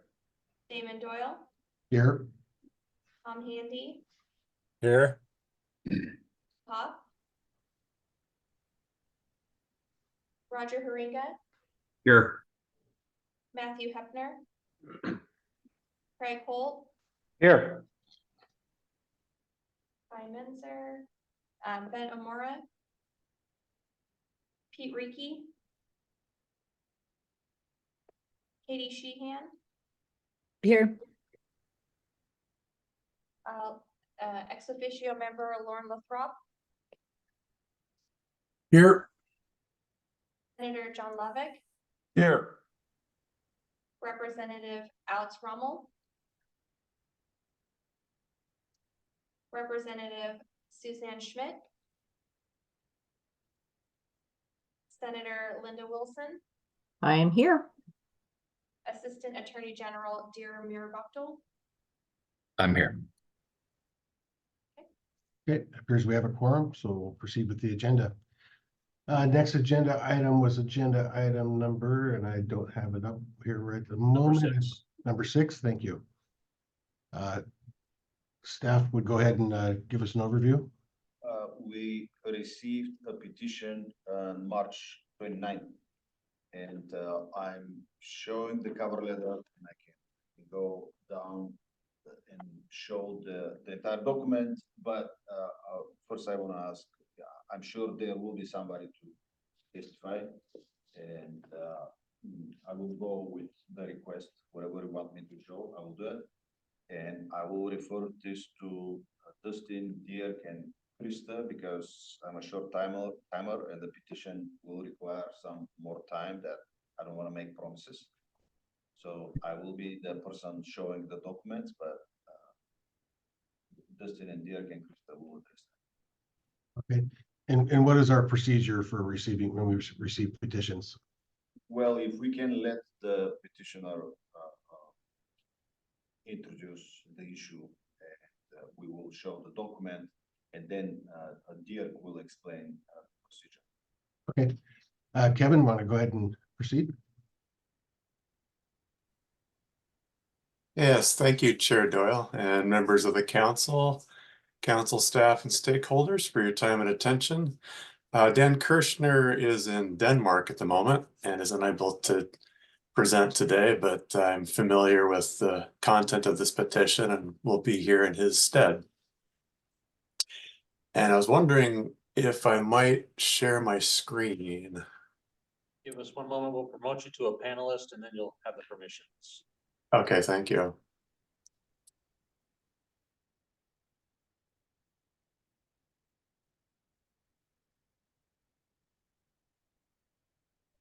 We have Representative Rommel was raising his hand, but his hand disappeared, so I'm not sure. I promoted him. We both promoted him.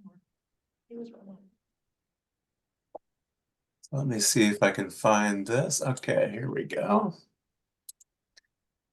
And there I am. Okay. So this petition is regarding a change made on December 12th, 2023 by council to the CR 102 proposed rule in the Commercial Energy Code. Specifically, and I don't know if you can read this. This is rather small text. I did enlarge it, but it's regarding adding the 2 words electric resistance to section C403.1.4 in exceptions 5 here. I assume you can see my pointer, and 7 here. And if I may, I'd like to read into record some excerpts from the relevant statute, which I can show here. So the statute is RCW 34.05.340, variance between proposed and final rule. And the excerpts I want to read are from subsection 1 and 3. And those are: an agency may not adopt a rule that is substantially different from the rule proposed. And also, if the agency adopts a rule that varies in content from the proposed rule, any interested person may petition the agency to amend any portion of the adopted rule that is substantially different from the proposed rule. For the purposes of the petition, an adopted rule is substantially different if the anticipated effects of the adopted rule differ from those of the proposed rule. So the key phrase I pull from this is, are there different anticipated effects? And to make this tangible, I'd like to use a very direct example, which is from the exception 5. Let's pull that back up. Air-to-air heat pumps. I like to focus on packaged rooftop units. And for context, I don't know how many HVAC engineers there are in the world on this call, but packaged rooftop units are very widely used. There's an estimate that 50% of commercial space is served by packaged rooftop units. So a small change in code can have a large anticipated effect. And to get more specific on the anticipated effects, there's a class of packaged rooftop units known as hybrid or dual fuel packaged units. They're basically a heat pump coupled with a gas-fired component. So the heat pump does the majority of the work, and when it gets really cold, the gas-fired portion aids that other section. And these are made by Carrier, Daikin, Lennox, Trane, York, Rheem, basically all the major manufacturers, and they've been on the market for many, many years. I found a model from 2007, but I couldn't find the original date, but just to make the point, this is not an exotic technology. In fact, Trane has a slogan, "Embrace the power of dual fuel." So it's a known quantity. So adding those words electric resistance, and again, I'm just focusing on exception 5 for the moment, but it would also apply to ground source heat pump systems. Those are just less tangible. But adding electric resistance has widespread effects. And I'll detail a few of those. If an owner or a builder desires or needs hybrids, they would have to follow, with the current code, the fossil fuel path, which requires many, many more credits and additional measures like photovoltaics. This affects compliance, documentation, materials, and costs. Those are all different anticipated effects than the proposed rule. And compared to a hybrid, all electric rooftop units, all electric heat pump units would have an increased electrical load. There's a supplemental heating that's involved that increases the load. That would mean more copper wire, larger disconnects, and so forth. That's a material and cost effect. This would also tend to drive towards a larger electrical service. So that would affect feeders, transformers, transformer vaults. That again is a material and cost effect. And also it would increase electrical bills. You're shifting a load from one energy source to another. That will change the bill. And that's several of many anticipated effects. I just wanted to add that the Commercial Energy Code tag, which I was a member of, debated this specific issue at length and voted to pass the proposed language to council. The MVE committee also reviewed and approved that same language. So this petition is asking to honor the spirit and intent of that tag and the MVE committee. Wanted to point out too that the 2021 Residential Energy Code allows hybrids of this sort. I also wanted to just focus back on statute. The only thing that matters is differing anticipated effects. Nothing else. It's not about legislative goals or really anything else. The time to address those would have been back in CR 101 or even before that. This statute only cares about, are the anticipated effects different between the proposed and final rule? And the remedy is very simple. It would be to revert to the C403.1.4 language for exceptions 5 and 7. And that would mean deleting those two words, electric resistance, in those two locations. So what matters today is, are the words electric resistance significant or not? If they're not significant, then council should have no trouble deleting them. They don't matter. However, if they are significant, then council must delete them because they're significant. That's a significant change, and that doesn't align with statute. And that's the whole of my presentation. I welcome your questions.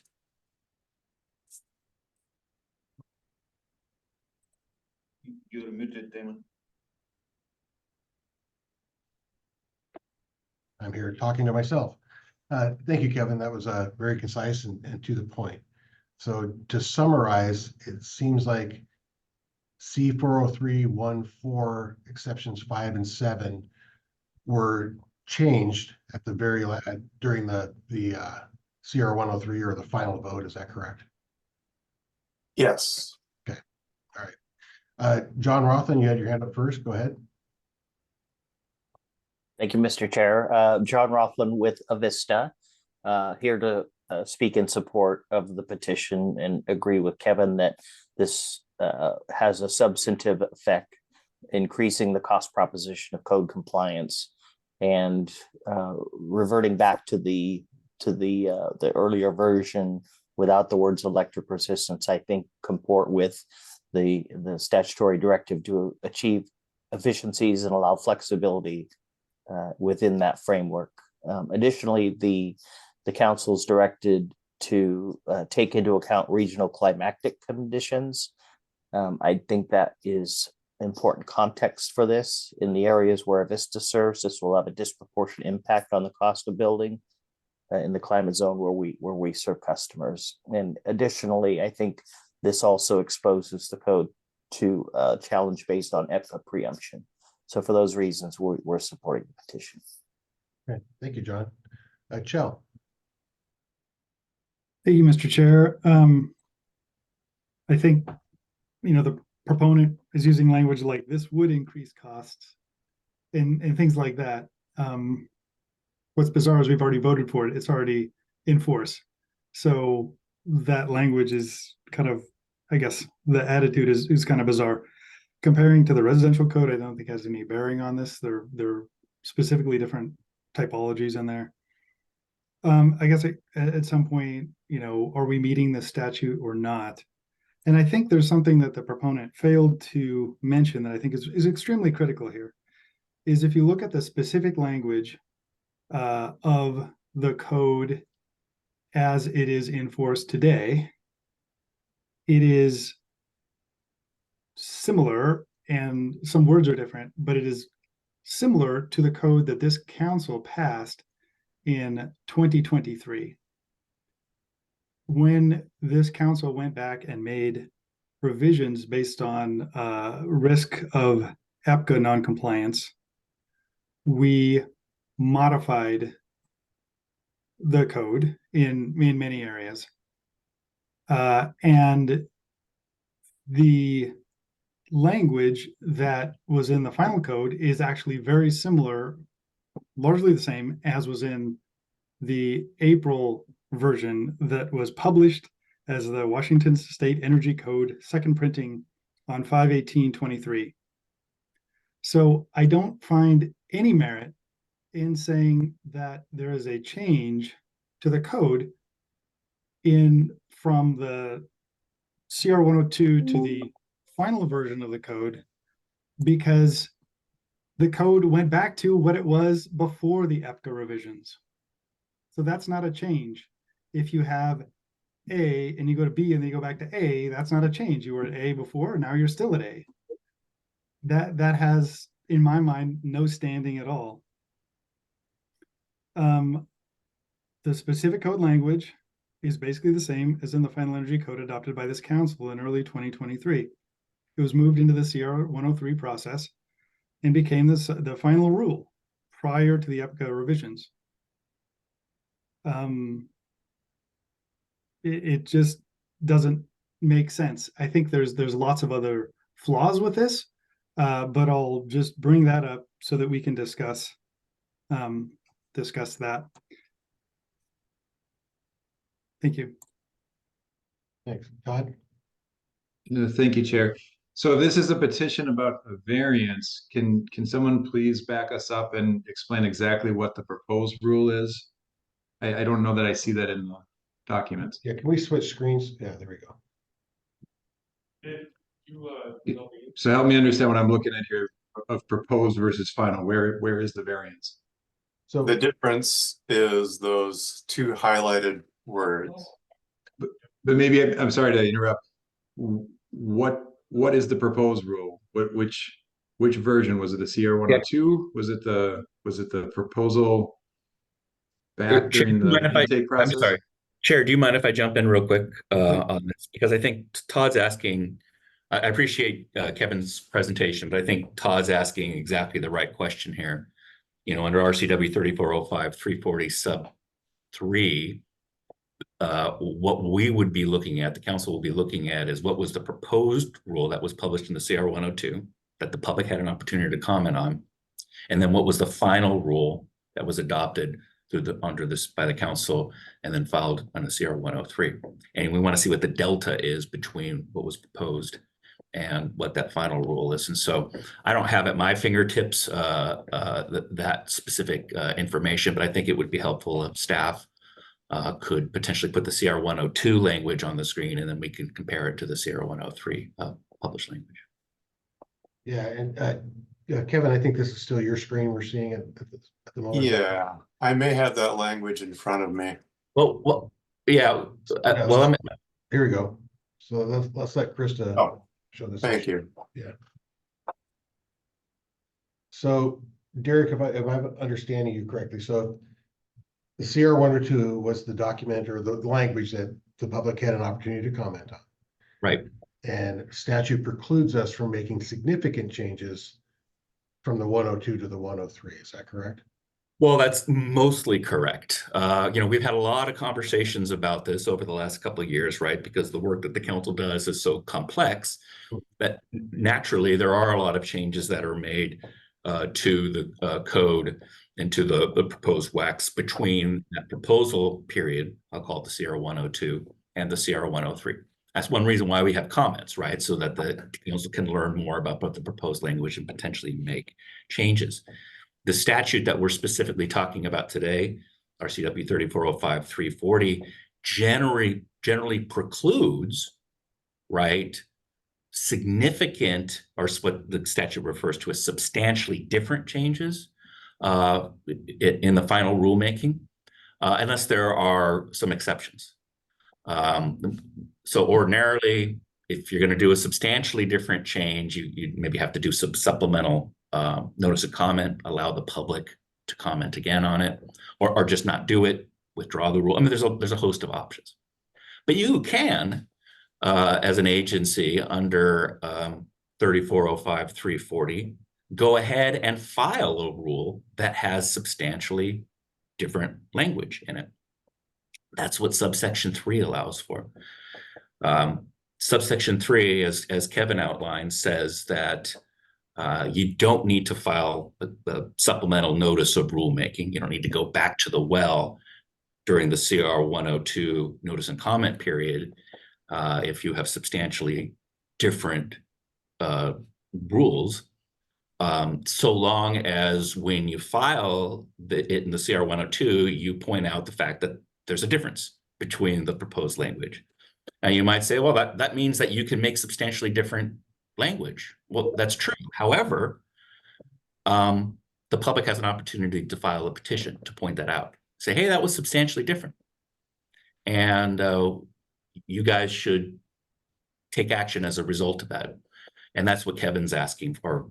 I guess it was Dan Kirshner and Kevin were asking for today, is for you to take that step because they have timely petitioned to essentially object to the fact that that substantial change is that was made. But again, that substantial change is, as I indicated, that delta between the proposed language and the final language.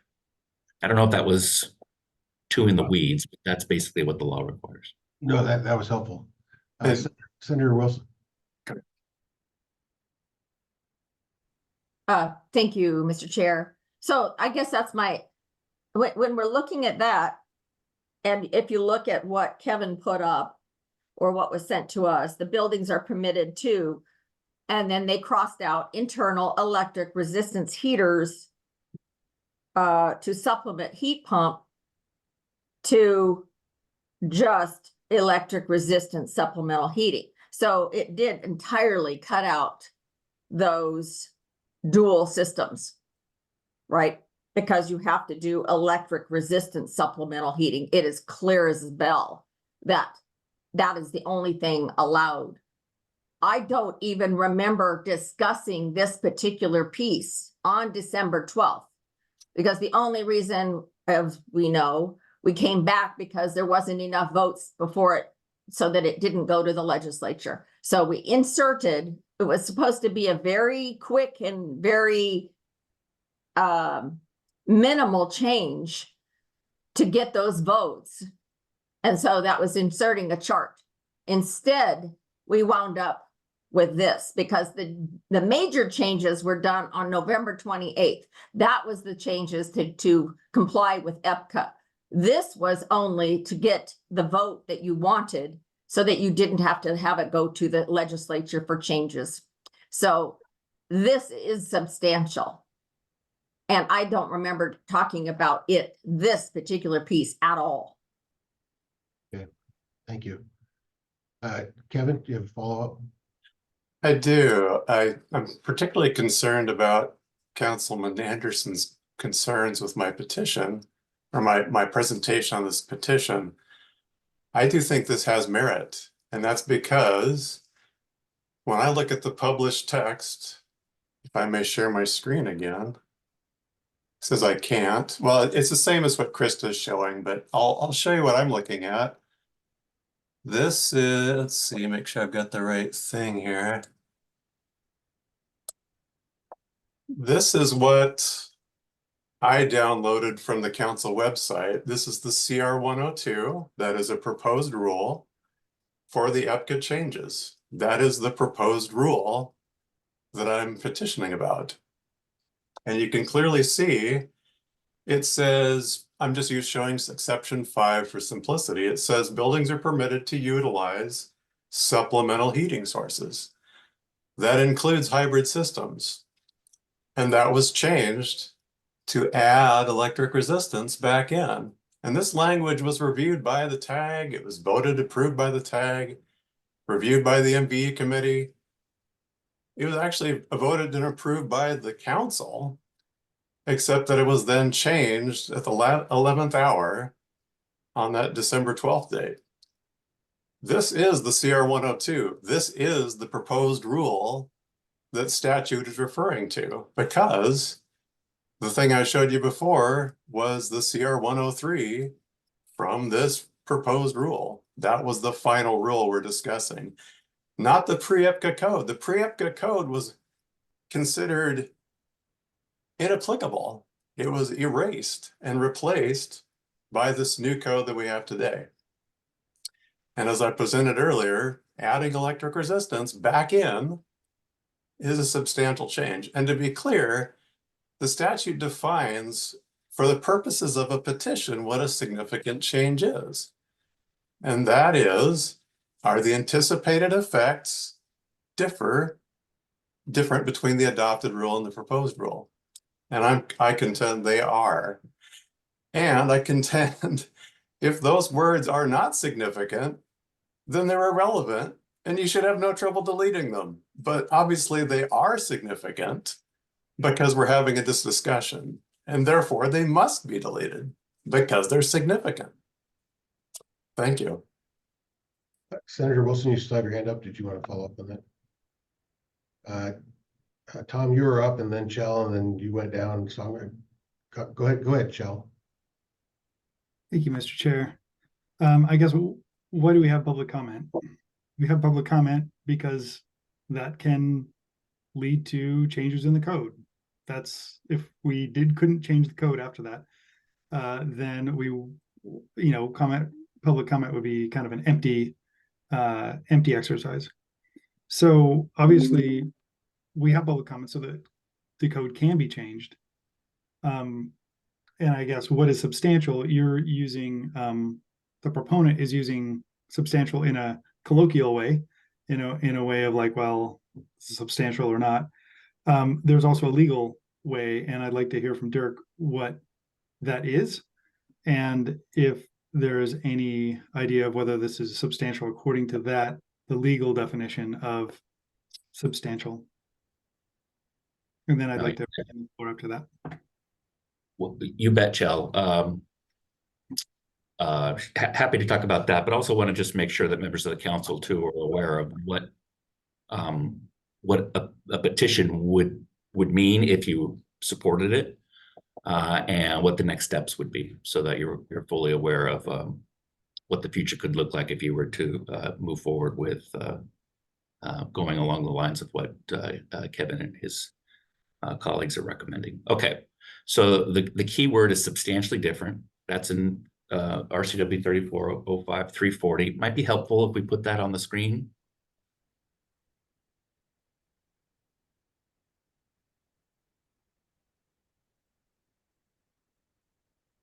Again, we should be pretty familiar overall with this statute, because this is the statute that governs, the challenge that Chell was just identifying, which is, how to respond to comments that you receive and what to do in managing a variance, right, between the final rule and a proposed rule. So I haven't highlighted this, so ignore the highlighting, but I do want to bring your attention to subsection 3, which is really the one that we care about here. Subsection 3 provides that any interested person may petition an agency to amend any portion of an adopted rule that is substantially different from the proposed rule. Here, the petitioners have asked to only modify this provision in the table. They are not asking to modify any other provision of the commercial code. Their allegation is that the final adopted code was substantially different with respect to this this issue from the proposed amendment, or the proposed language rather. Here's the key language specifically to your question, Chell. For purposes of the petition, an adopted rule is substantially different if, first, the issues determined in the adopted rule differ from the issues determined in the proposed rule. Or, and this is really where your ears need to prick up, because this is where the suggestion by the petitioners rests, the anticipated effects of the adopted rule differ from those of the proposed rule. So the key legal question that you all need to be thinking about is, are the anticipated effects of that final adopted rule different than the anticipated effects of the proposed rule? If they are, then under 3405-340 subsection 3, it is a substantial difference. And the solution, the remedy, as Kevin called it, would be to move into rulemaking on this specific issue. I want to be clear, though, and this is the next part of what I wanted to say. I don't think I would agree with Kevin that rulemaking has to adopt what was proposed in the CR 102. I don't believe that that's what the APA says. The APA simply requires that rulemaking be initiated. And of course, the council, as the policy-making board, would have discretion in identifying what the right ultimate policy would be in connection with that rulemaking. In the interim, and I think this is a key point too, the existing adopted code language doesn't go away. There's nothing in the APA which would provide for a stay or deferral of that language. Except, council could elect to do those sort of things, as we saw earlier this morning with the request for emergency rule. But that wouldn't happen by operation of this provision of the APA or any other provision.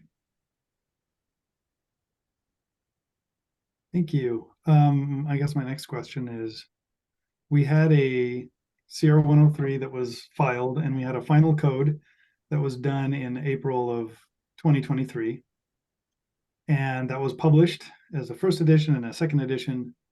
And then we went back and made modifications to the code to de-risk it under EPCA. And so since the language in the current version that's in force of the commercial energy code is largely similar in this respect to the prior adopted code that was never in force, but it went through the CR 103 from this council and was adopted and published as a code. That would seem to me to suggest that it's not a change, because while it's a change from the CR 102 to the CR 103, whether it's substantial or not is a question, but it was a change from that, but it was not a modification from the prior code in terms of the effect. So I guess the question is that a reasonable way to evaluate whether there is a change here or not? Because if there was a CR 102 that went out to modify an existing code, and we chose not to adopt part of that CR 102 and revert to the existing code, that would seem to not be much of a change to me. You are simply not adopting something that was put out for public comment. Was that directed to me, Chell, or were you? That was directed to you, yeah. Okay, lucky me. Okay, well, so let me frame up what you just said in a way that is consistent with how I've been talking about it. We had a code that was adopted by this council. I'll call it the pre-EPCA code that provided that had language with respect to this specific issue. Let's call it language A. Try to put it, even though I'm not a math guy, I'll try to put it in math terms. When the second round of rulemaking was initiated to, as you put it, Jill, to de-risk in the EPCA space, a new raft proposed rule language came out. Let's call that B. When the final rule was adopted, I think it's fair to say that the council elected to adopt language that wasn't identical to A, but very close to A. Is that fair, Chell, characterization? That's how I describe it, yeah. So what you're saying is, I don't really think that there's a substantial difference here, because that delta between A1 and then or A rather, and then the final adopted rule, C, is basically, there's nothing. It's the same, right? I guess what I would say is 3405-340 subsection 3 doesn't ask the council to look at that delta, the one between A and C. It's asking the council to look at the delta between B and C, the proposed rule and the final rule. And there's policy reasons for that, right? It has less to do with ultimately the policy that was adopted. I know that Kevin pointed to the reason why he thought it was bad policy, or at least, you know, not the best policy. I don't want to put words in your mouth, Kevin. But the question is the opportunity of the public to comment on the proposed changes. So that's why the solution, the remedy, as Kevin puts it, is not to change the rules. Oh, well, whatever Avista or, you know, Dan Kirshner's group wants to do has to be adopted. The remedy is to open it up for notice and comment so that the public can comment on this, on that change, on that delta between B and C. That's how I understand it. Okay. So the options we have today are, we could reject the proposal and suggest that this is not a substantial change or whatever the exact wording is, we could accept the proposal and enter into rulemaking. And this is a question to you, Derek, as well, Yeah. or staff, is the option, what are the reasonable option, or the options, I guess, that we could engage in today? And you already talked about them a little bit, but go ahead. Yeah, well, okay, so this is why, and you put your finger on something, Chell, that is kind of, I'll use my own, a little goofy about this whole process, because at the end of the day, after an opportunity for notice and comment, the council, in my view, could, of course, adopt the language that it ultimately adopted in the CR 103, which is very strange because that's the current law, right? That's the law on the books, is the law that what was published in the CR 103. And, you know, and there's ways that the council could go about doing it. My view, and here's an area where the APA just isn't super clear about what that initiation of rulemaking looks like, but since it points us to another statute, 3405-330, which is the statute that governs agency responses to petitions for rulemaking, my view would be that the agency would file a CR 101 and just initiate the normal rulemaking process on this discrete issue. And then ultimately use its judgment on what the right policy is in the end, following receipt of notice and comment. Your question might be, well, what does our CR 102 say? Well, again, that's up to the council.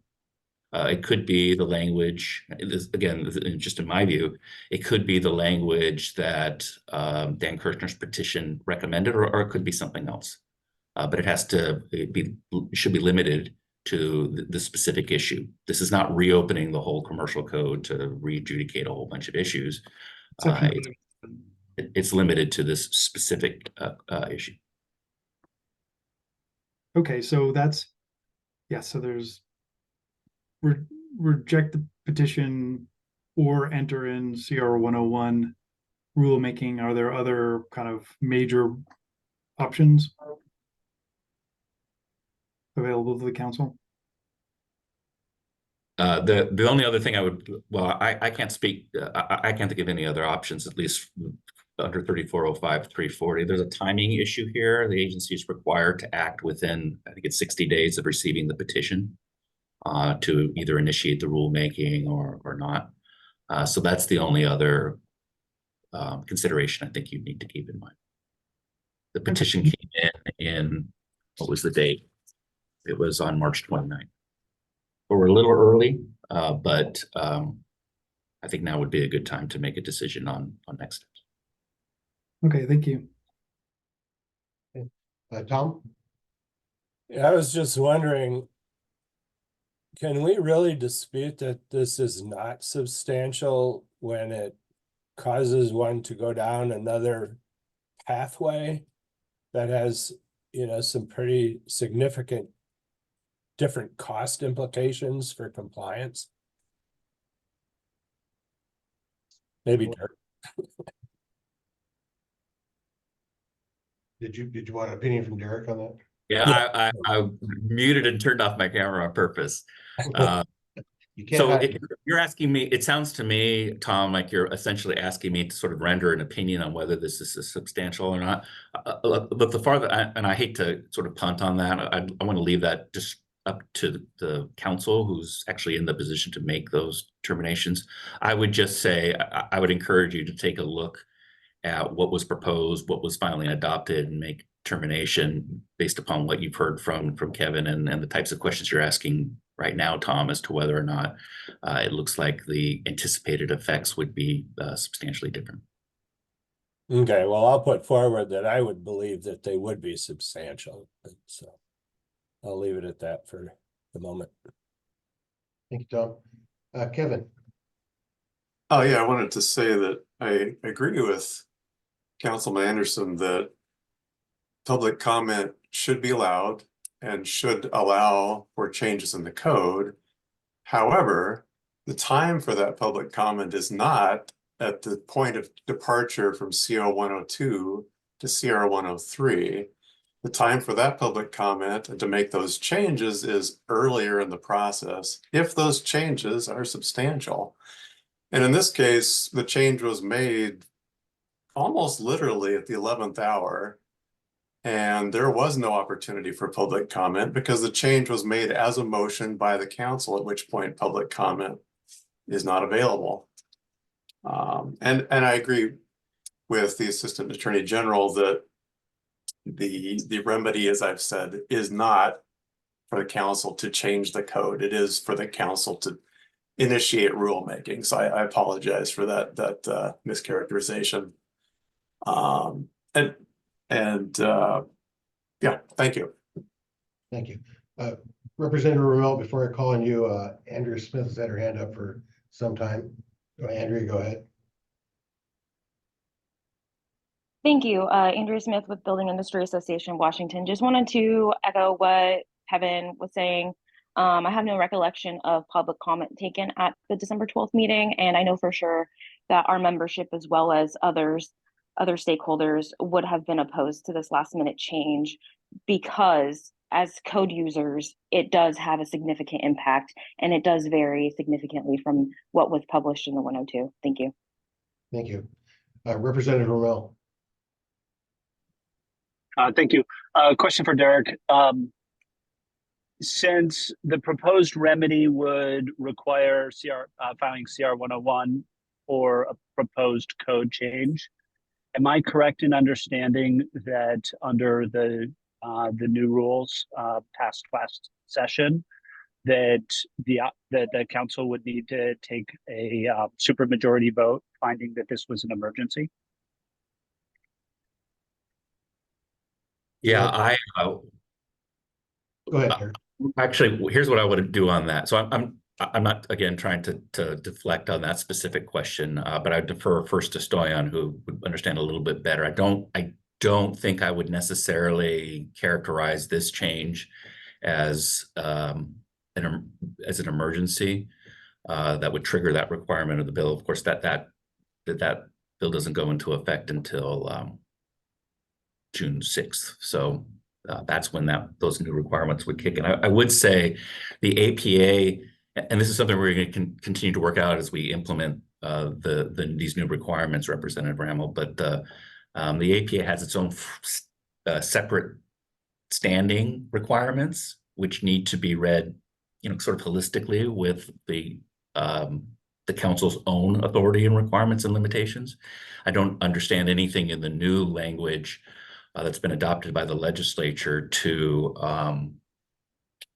limit or preempt the APA language, except for whereas specifically spelled out in it. So that's my long, somewhat rambling, lawyerly response to maybe, but it definitely would be something that we'd have to consider as we're doing the rulemaking. And I guess I could leave it at that. Sorry, I don't. As I said it, I thought that was going to be really helpful, but it ended up not being so helpful. Representative Rommel, does that answer your question? Yeah, I mean, I guess I would say in response to that, I wasn't tracking that it doesn't go into effect until June, so I suppose it doesn't apply. But just thinking for the future, part of the intent I had in supporting that legislation, and I think others did, was that we had clearly defined windows for making changes. And if we're going to move to the code, and if we're going to make changes to the code outside of that, it does require a higher threshold vote. But Dirk's point that it doesn't go into effect until June is well taken. Yeah, and I guess I would note one other thing. I mean, part of the reason too that or some of the language rather in that bill that was adopted by the legislature is kind of designed to deal with the challenge of kind of last minute changes being made in the rulemaking process. Those don't apply here because again, the June 6th is the effective date. But going forward, I know we will be working together on the implementation side with that new bill language to see how it all fits into the work that we're doing. Okay. Okay, I see that Chris has got her hand up. Krista, did you have something to add? Basically, I just want to correct the timeline as previously stated a couple of times. The original rule was adopted in April of 2022. After the NACA rulemaking, the November 28th motion did include the change that we're talking about now. That did not happen at the December 12th meeting. It did happen on the November 28th meeting. And I just wanted to correct those two dates. Good, okay, yeah, I think that's important. But to clarify, the CR 102 did not include the words electrical resistance, correct? Correct. Okay.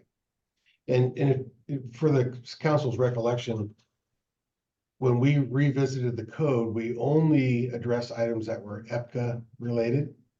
And clearly this looks like something that to take gas out as a supplemental source is an EPCA related thing. So I think this is relevant.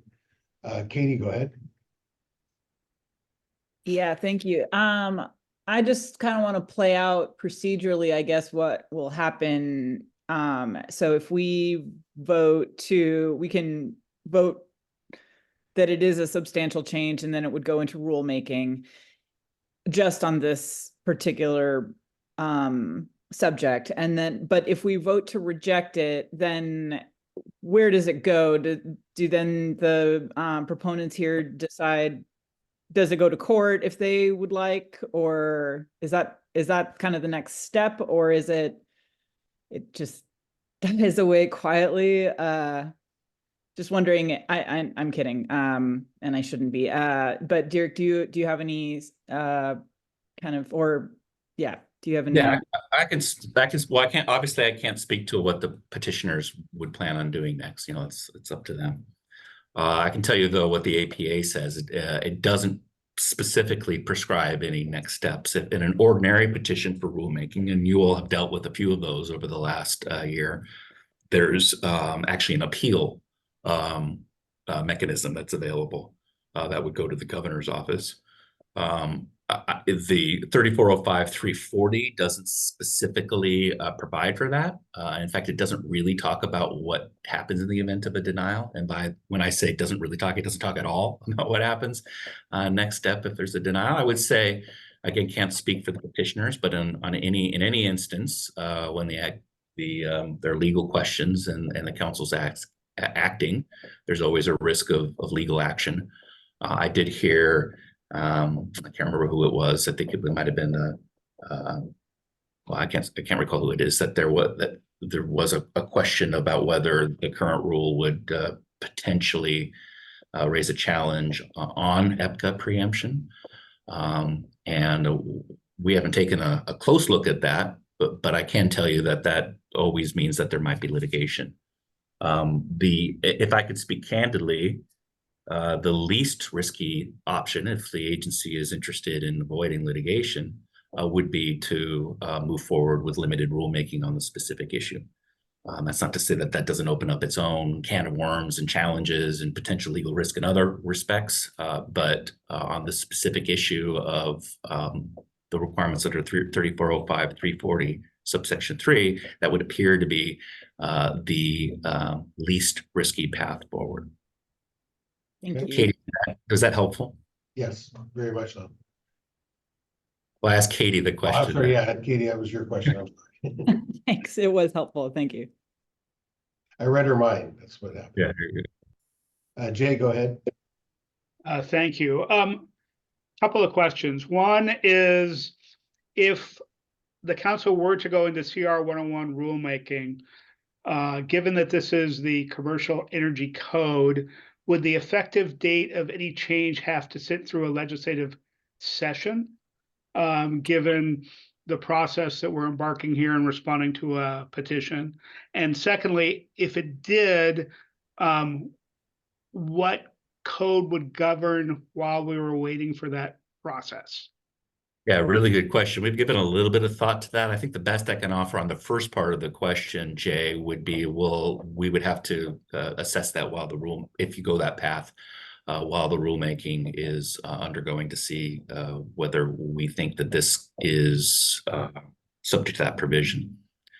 I can say, I think with some certainty though, that in the interim, while you do any rulemaking, however that rulemaking ends up, that the currently adopted rule, the one that the agency supported and the council members voted on and has been published in the state register, would continue to be in effect.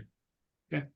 And then secondly, the other thing that I think would be really helpful from staff is, I think we're talking about the language in 403.1.4 exception 5. It's a single sentence. There's a version of it that was adopted in April 22. There's a version of it that was part of the CR 102 that we looked at 28th meeting. And then there's a version we adopted at our December meeting in the CR 103. We've had the proponent have their description of it. It'd be helpful from staff to be able to show us side by side those three changes, if that is possible. Thank you. Jay, if I could speak to that, it sounds like it was the November meeting where the change was made in the CR 103. So the CR 102, we've concluded, did not say electric resistance. The CR 103 at that November meeting did. Right. We've talked about it a lot. It would be really helpful to be able to say, here's what was originally adopted. Here's what we added in the CR 102 to de-risk from EPCA. Here's the final in the CR 103. Because we've described it a lot, but just to be able to see those side by side, I think would be helpful if staff is able to do that. Thank you. Yeah, and I'll leave that to Krista if she's able to pull that up at some point. In the meantime, we'll go ahead and keep moving on. Shell, go ahead. No, wait, well, hang on, somebody's doing that for us right now.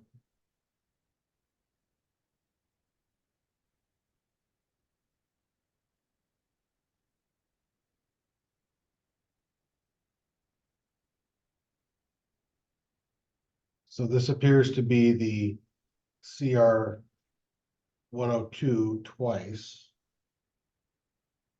Both exception 5 and 7. I think we were looking to compare the CR 102 to the CR 103. It's a split screen of CR 102.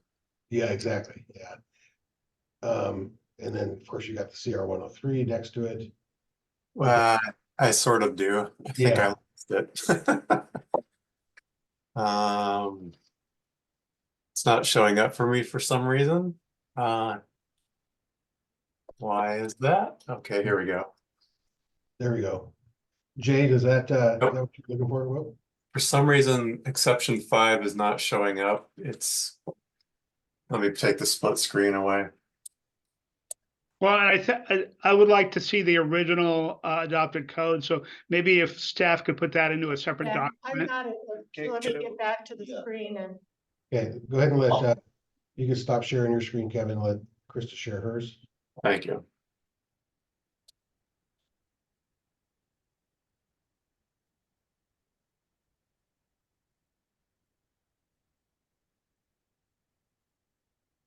so you can see here, after I correct the spelling, the top one is the originally adopted in April 2022. The second one is the rulemaking for NACA, the proposed language in the CR 102. And the third one is that adopted in the CR 103 that was published in November. January, February. January. Okay, this is great. Thank you so much. This matches what I was looking at in my own notes, and I'm glad that I got it right. The thing that I would observe here is that our intention as a council was to not make a policy change, but de-risk from EPCA, and that the CR 102 version in the middle here seems to make a big policy change that we ended up correcting in the CR 10 in the adopted CR 103. And the the other thing that I'll note between a CR 102 and a CR 103 is that no action is also an option. And given the comparison to between the April and the adopted version, it's pretty close to no action. Thank you. Okay, Chell, go ahead. Thank you. I guess one of the more basic questions is, so this petition had to be filed within 60 days of the publication of the adopted rule in the state register. What was the date it was published in the state register? February 1st. February 1st?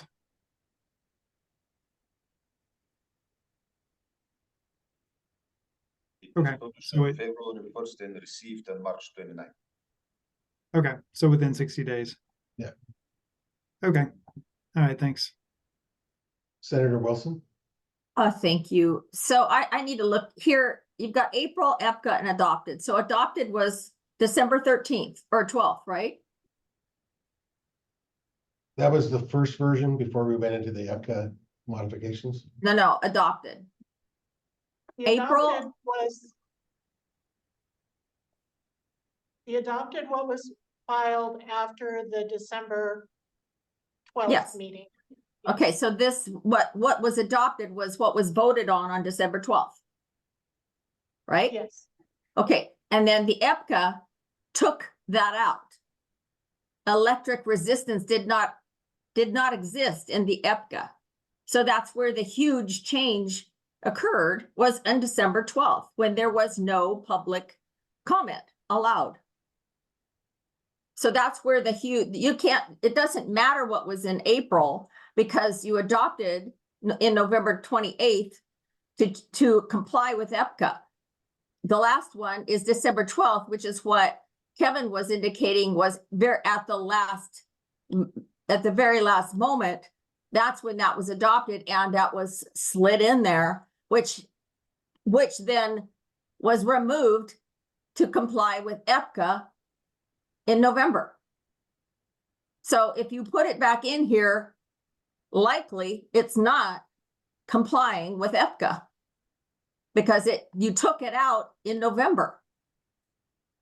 That was my concern, was you are no longer in compliance, because this was one of the huge talking points that we had originally with EPCA, complying with EPCA, because you have eliminated the ability for those dual systems. So you have to use electric, you cannot use gas. That's not going to comply with EPCA. This is substantial. So my question is, if you do nothing today, knowing that you're changing it back to prior to pre-compliance with EPCA, if you do nothing, this was done incorrectly because there was no public comment. So you're ignoring it and also not in compliance with EPCA. So I wouldn't do, I don't know what will happen, but it certainly seems like that's such a substantial change that there would be some sort of lawsuit. That's pretty substantial right there.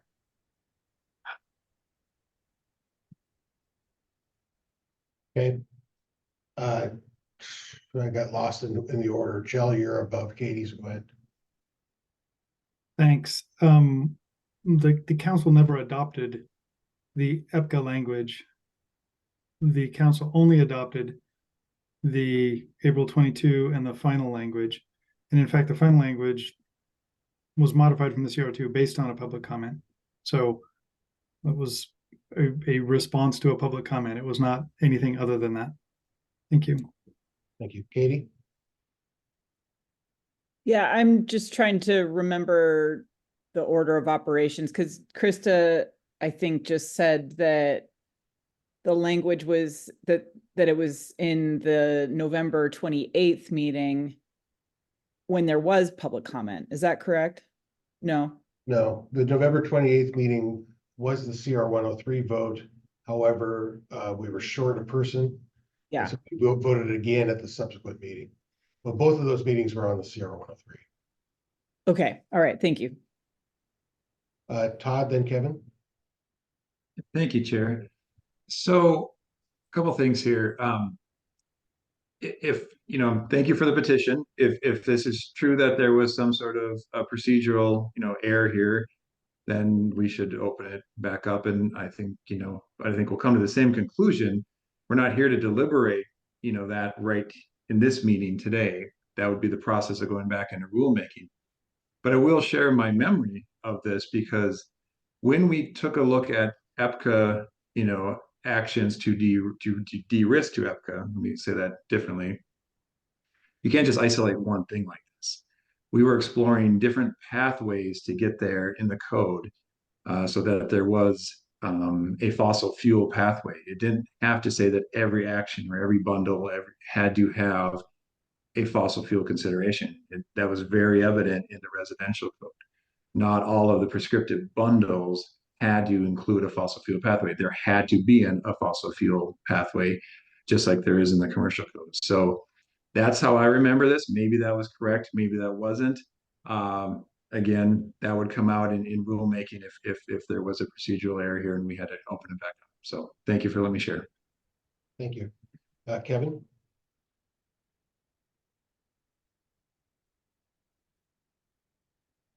Kevin, Sorry, I was muted. Sorry. Thank you, Chair Doyle. Just wanted to iterate a point that the text in the middle was the proposed rule. The text at the top is irrelevant. The text at the bottom is the final rule. And the question of the statute is, are the anticipated effects of the text in the middle different than the adopted rule in the text at the bottom? And I think the Assistant Attorney General has already pointed out that, yes, there is a difference between these two bits of text and that they are significant and therefore not aligned with statute. Thank you.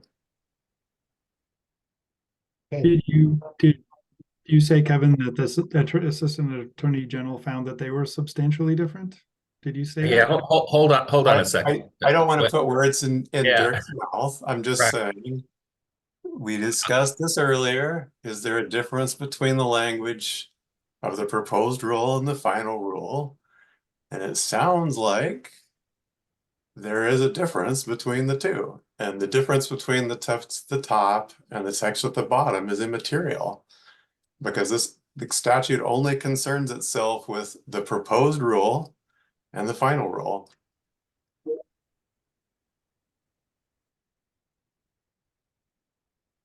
Yeah, I think that is a fair characterization of the petitioner's position. Okay. Senator Wilson. Yeah, I just wanted to say, if there was truly public comment on adding this back in, we would have had a lot of conversation about it. And there's no recollection of any public comment on December 12th for this particular inclusion.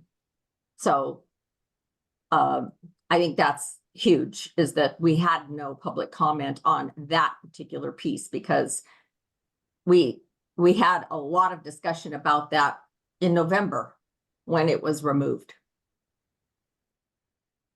Thank you. Roger? Yeah, if I am confused about what happened in the November meeting and the December 13th meeting, because if there was public comment on the November meeting which is when we approved basically approved all of the EPCA related changes, was there public comment that was available at the November meeting when we did the initial approval of CR 10, approved the CR 103, I believe is what we did at the November meeting. And then we came back and only made some minor modifications in December. So I guess I needed some clarity on what happened in the November meeting and the December meeting. I guess that's a question for staff. I guess would be the best to answer that. If we can look back at the minutes maybe, or. I'm looking at the minutes now.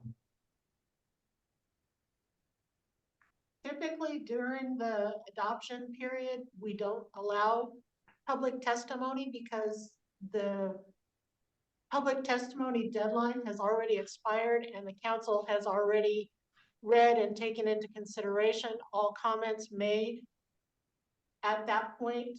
So if you allow further public testimony, It confuses it's, things. yeah, it's outside of the usual And, submittal. and as a factual matter, and I'm sure Damon is confirming this right now, there was no public comment at the November meeting with regard to any of the proposed, policies for adoption on the CR 103. So looking at the agenda, there was an asterisk saying that public comment may be allowed, but was limited. We did have the public comment. Ty Jennings is in the minutes. Patrick Hayes is in the minutes. So we did allow limited public comment. My memory, and maybe I'm speaking out of turn here because staff would do a better job than me, but is that there were some questions I think that council members had and called on people. Correct. Yep. Damon, you're referring to the November meeting when you're speaking of that? That is correct. The yes, November 28th, 2023. Okay. Craig, go ahead. Thank you, Mr. Chair. Is it time to make a motion? I think we've gum-chewed this thing to death. And I'd like to make a motion that we move forward with rulemaking, whatever the process that Derek described, so we can go back, look at it and do it right. I feel this is a substantial change that's been made. And so I'd like to propose we turn it back to rulemaking to allow the review by the proper parties and bring it forth for a vote with public comment. Okay. I'll second that. Thank you. There's a motion and a second. Any further discussion? Kevin dropped his hand. Okay, let's take a Sorry, vote. who was the second on that motion? That was Tom. Thank you. Yep. I'm gonna call for a voice vote, and if there's enough dissension, we can do a roll call. So all those in favor of the motion, say aye. Aye. Aye. Aye. Opposed? Nay. No. Nay. Let's go ahead and do a roll call vote, please. Carol Anderson, Yes. Jay Arnold, No. Todd Byeruther, No. Justin Borgo, No. Tom Handy, Yes. Angela Hawk, Yes. Roger Moringa, Yes. Matthew Hefner, Craig Holt, Yes. Ryan Menzer, Ben Omura, Pete Reiki, No. Katie Sheehan, No. That's a tie, 5-5. The chair votes yes. Clarifying question for the attorney, Dirk. We have in the bylaws that we need for decisions related to code adoption, we need 8 votes. Would you consider this related to code adoption? I think moving forward with the CR 101 is would not meet that 8 vote requirement. If substantive changes are proposed, ultimately that's what would hit that 8 vote requirement, in my opinion. So we do or we don't need 8 votes now? For purposes of filing a CR 101, I do not believe you need 8 votes.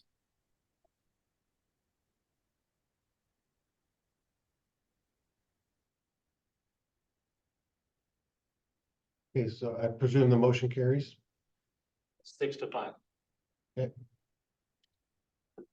If I can get back to my agenda here. All right. Okay, moving on, discussion to changes to the council bylaws. Stoyan, I'll turn this to you. I'm ready, but do you wanna take a break now or you don't? We could do that. I apologize. Yeah, let's it's a little bit of a late lunch, but what's the will of the council? You want a half an hour or you want 15 minutes? 15 minutes should be adequate. Yeah, 1 o'clock. Let's get this thing done. Okay. We'll take a break and resume at 1 o'clock.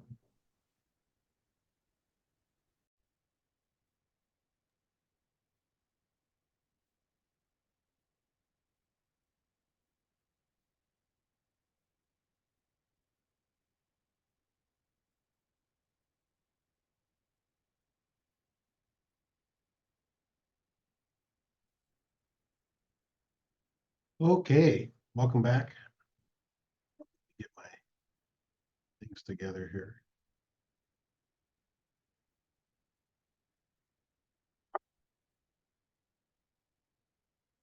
Okay, Stoyan, you want to take it away? Do you wanna do the roll call? Oh, yeah, I should probably do that, huh? Let's do a roll call if we could, please. Michelle Anderson.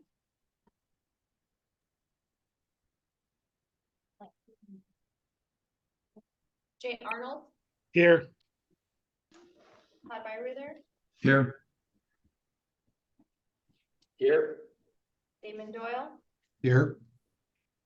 Tom Handy. Here. Angela Hawk. Roger Haringa. Here. Matthew Hepner. Craig Holt. Here. Ty Menzer. Ben Amora. Pete Reiki. Here. Katie Sheehan. Here. I think I counted 9, is that correct? Yes. Okay. Quorum is present. Okay, now you can take it away. Stan. Still present in the guest list of many council members. Yes, 10. So we have a quorum.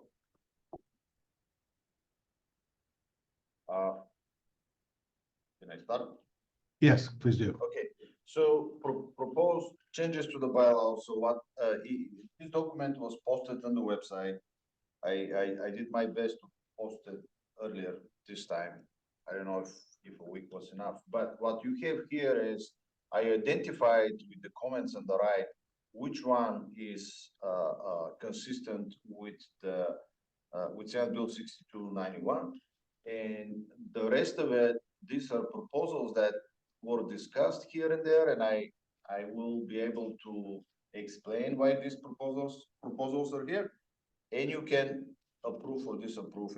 It's up to you. And as you know, it's not for me. I'm leaving, but I believe that this is important for the council. If you disagree with me, no hard feelings. It's all good. Okay.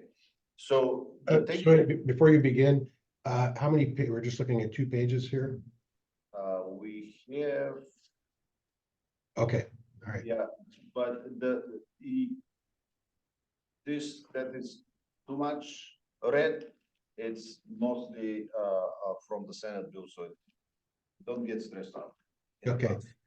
But do you think that it would be better to let you go through all of the changes and accept it in one motion, or should we take it piece by piece?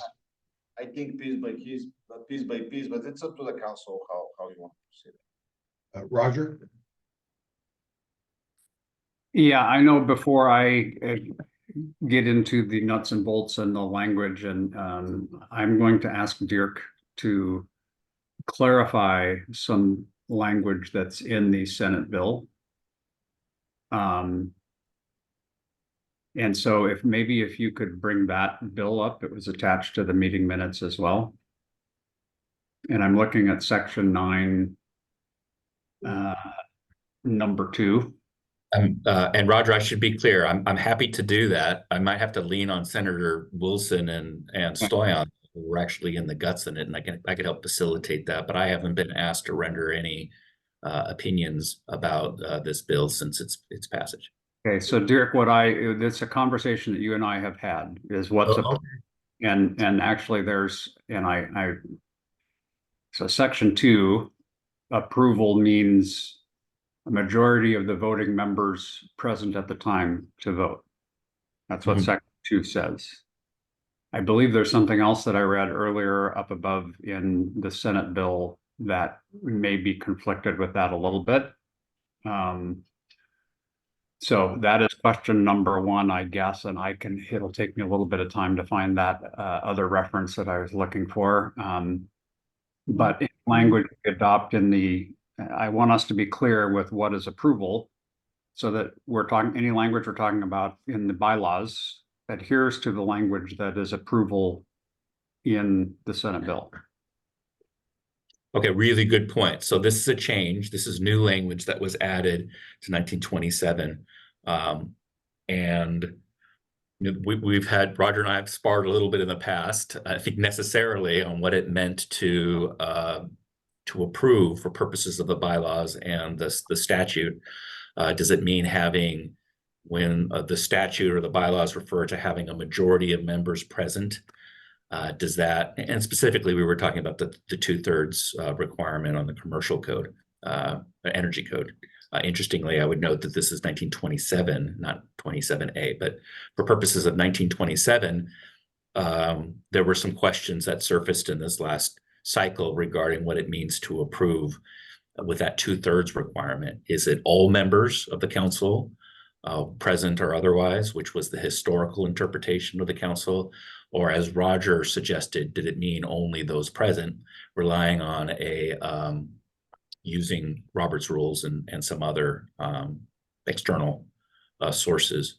And so as I understand it, the intent of this was to help provide some statutory clarity on that question. Okay. To the best of my recollection, this item 292 was proposed by Dirk. I can't remember you or Dave Merchant, but you. Oh, well, let's be careful. We don't want to disclose any confidential attorney. Oh, sorry, but I mean, the conversation was that there are sections that specifically clarify what kind of vote is needed. I think, let me just stop there. I think, as Roger has pointed out, the issue surfaced. It's an important one. We don't want to be fighting over what the word approve means, as we go forward. And so, very helpfully, the legislation is designed to provide some clarity on that. And actually, I have found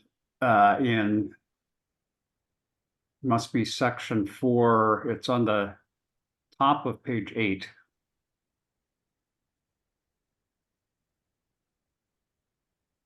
Is the other reference, and it says a disputed provision is one which is adopted by the State Building Code Council with less than 2/3 vote of the voting members. And so, Senator Wilson, I guess I'm a little bit. Are those two congruent? The top of page 8 and then the item down below. And all I really want to do is I want us all to be clear, because it was an issue that came up over the last year of what constitutes approval. So, and I don't want to step on Senator Wilson. I definitely want to hear her opinion. I will note that voting members is a term that's used throughout the statute to distinguish between the non-voting members or the ex officio members. And so, at least to my eyes, I know we're not at that specific provision right now, but I think the natural reading that would be all voting members, not just members present. But I'm definitely interested in hearing the folks who actually wrote the bill to see what their thoughts are. I'll point out to the definition again, where it says unless otherwise defined or otherwise indicated by font. That's based to follow up on Roger's comment, and I'll go back to page 8. I guess I would like to hear Senator Wilson's and I guess what I want to come out of the conversation is, when we start changing the bylaws, let's come to an agreement of what we're wanting to say. Is it voting members present? Is it voting members? Let's be clear on that before we start debating about exact language for the bylaws. That's my hope. Well, if I may speak, there were hours and hours and hours put into the language of this bill. And so my stack is like huge, because I printed out every one of them. Yeah, we were trying to clarify because we know we had an issue there. And so, like Stoyan said, there is a section here that specifically mentions ex officio where they stand. but I mean, we're gonna have to read the bill as it's written. So a disputed is not a majority anymore, but less than 2/3 of the voting members. Now, we did not put in present. That's right.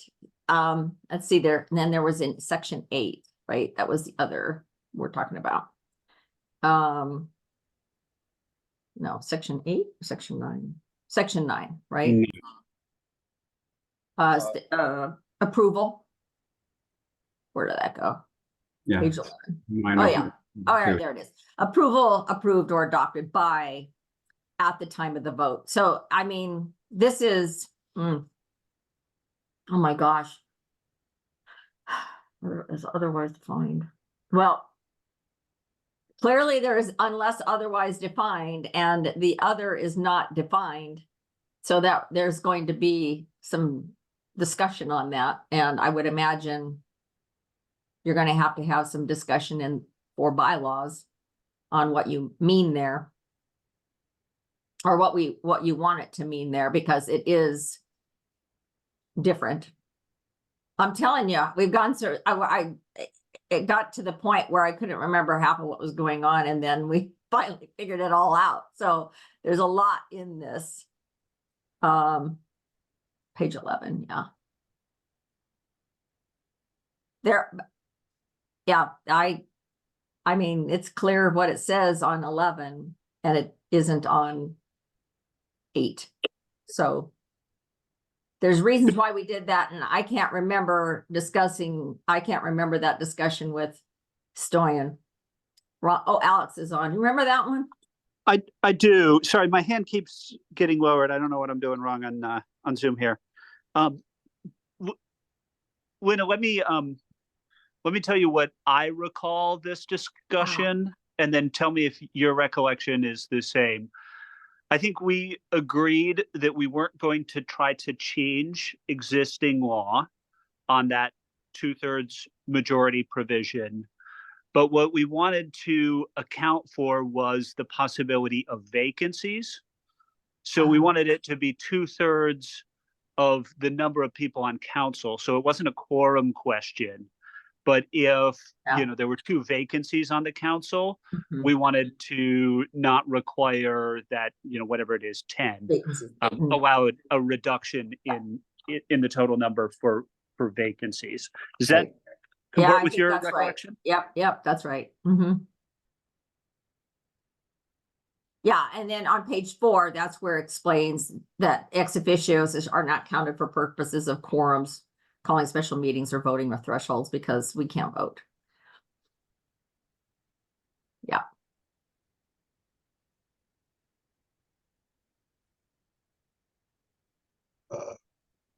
Roger, did we settle this? So I think that makes the sense for me for the item on page 8, I think in number 4.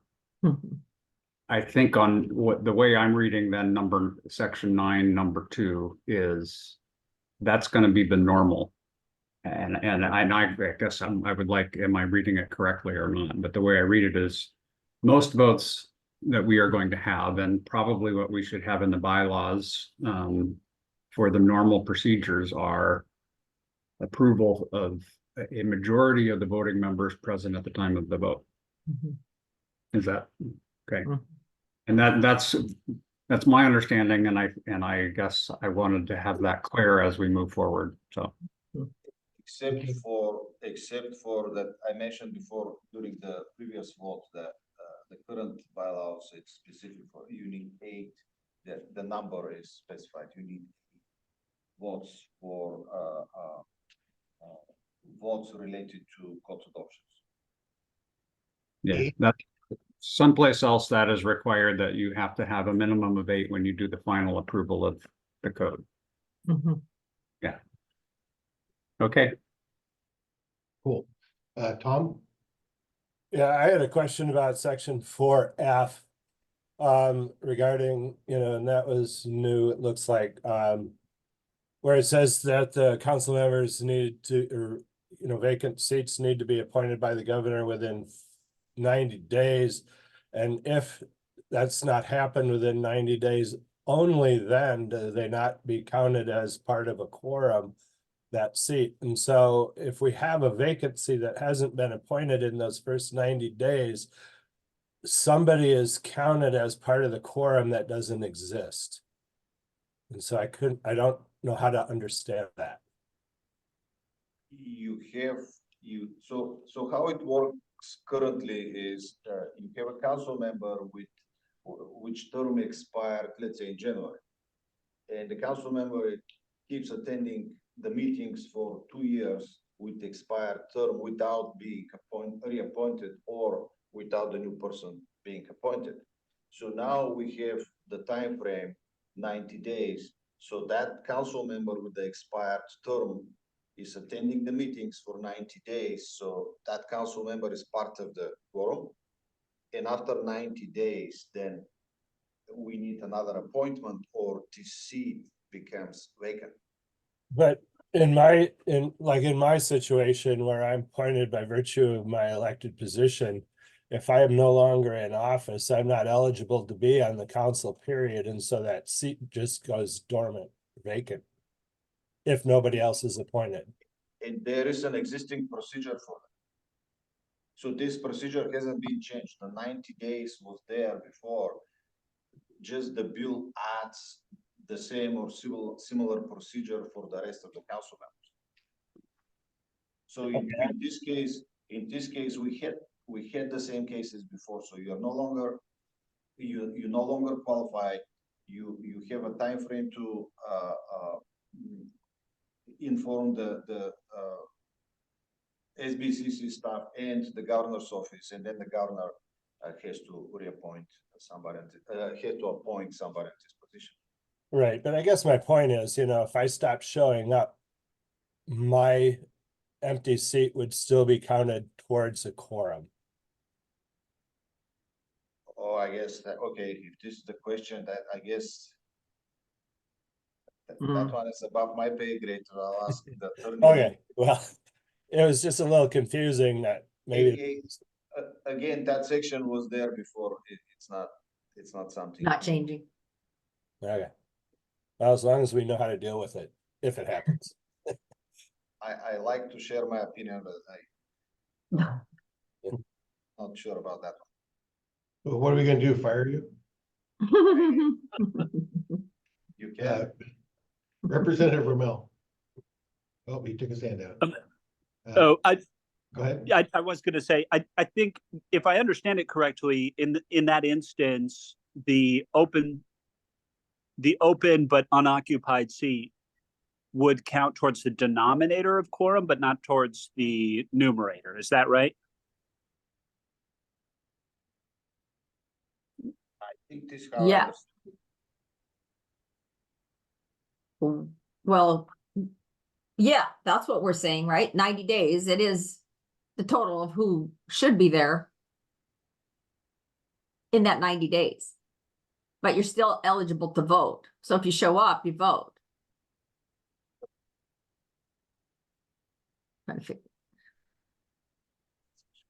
Yeah. Can you tell me what section was that? 4F. 4F? I don't see a 4F. No, there's a 4. It's on page 4. It's section 2. Oh, I thought you said page. I got it. Page 2. Oh yeah. Section. F. Oh yeah, there we go. Oh, okay. So I think you need to scroll down further. Oh yeah, that hasn't changed. Anything that's underlined is what the change is. Everything else is what the law exists now. So F, all it did was change from a letter to the F. Here we go. Page 2, line 15. No, I'm talking about like line page 2, like 14 that shows here.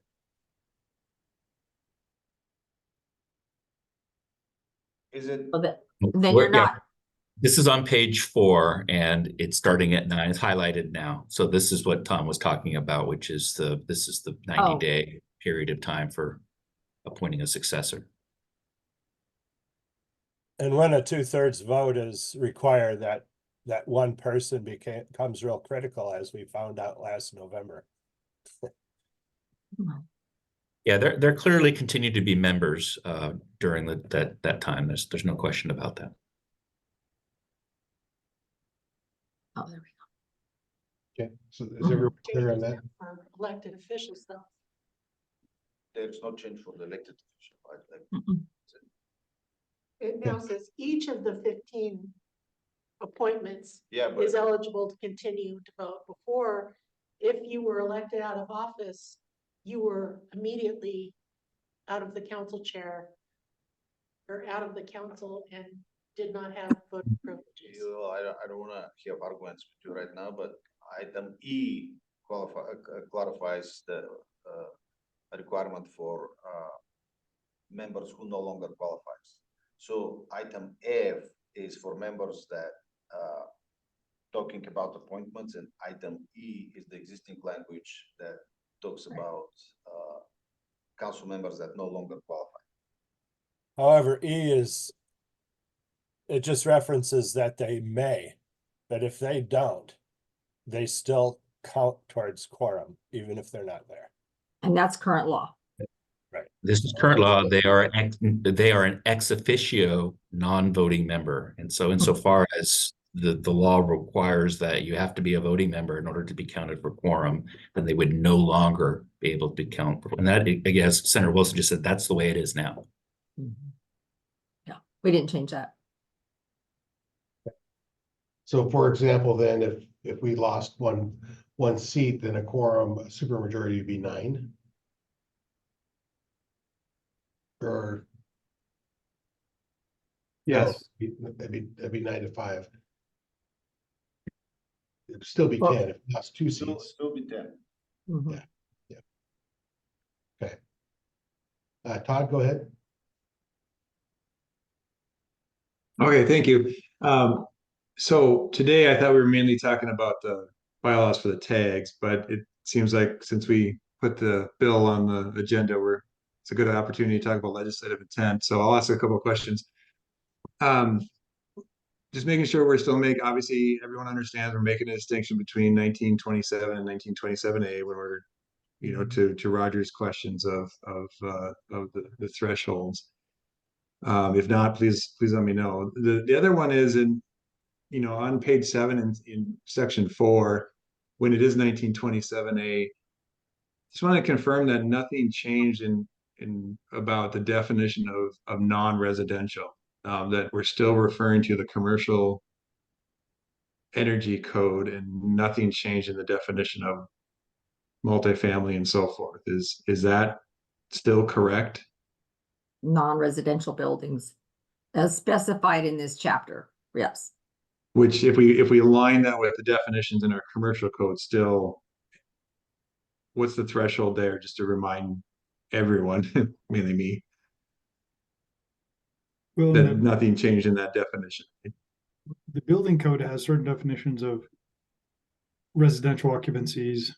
And the commercial and residential energy codes also have specific definitions of that. Is that what you're asking? That's what I'm asking, Sean. Can you just Yep. restate that for us, Yeah. even though So we should the all know this? commercial and residential energy codes, right now, the way they work is a residential occupancy under the residential energy code is one that is either 3 stories or less with exterior entrances. These are the woody walk-ups, or it's single family or townhomes, small residential.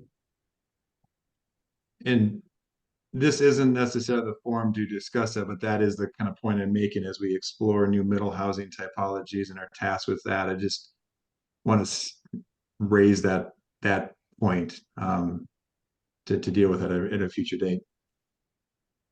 That if that's still the cutoff, that's okay, but I just want to ask that question as it relates to this statute. Okay, thank you. Or this bill. Thanks.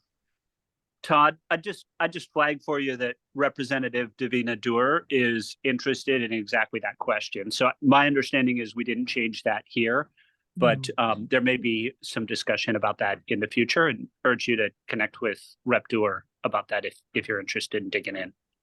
I am thinking, I just want us to keep that in our mind as we're going through our bylaws, that we all understand what it is currently defined as and potentially, you know, what it could or should be in the future.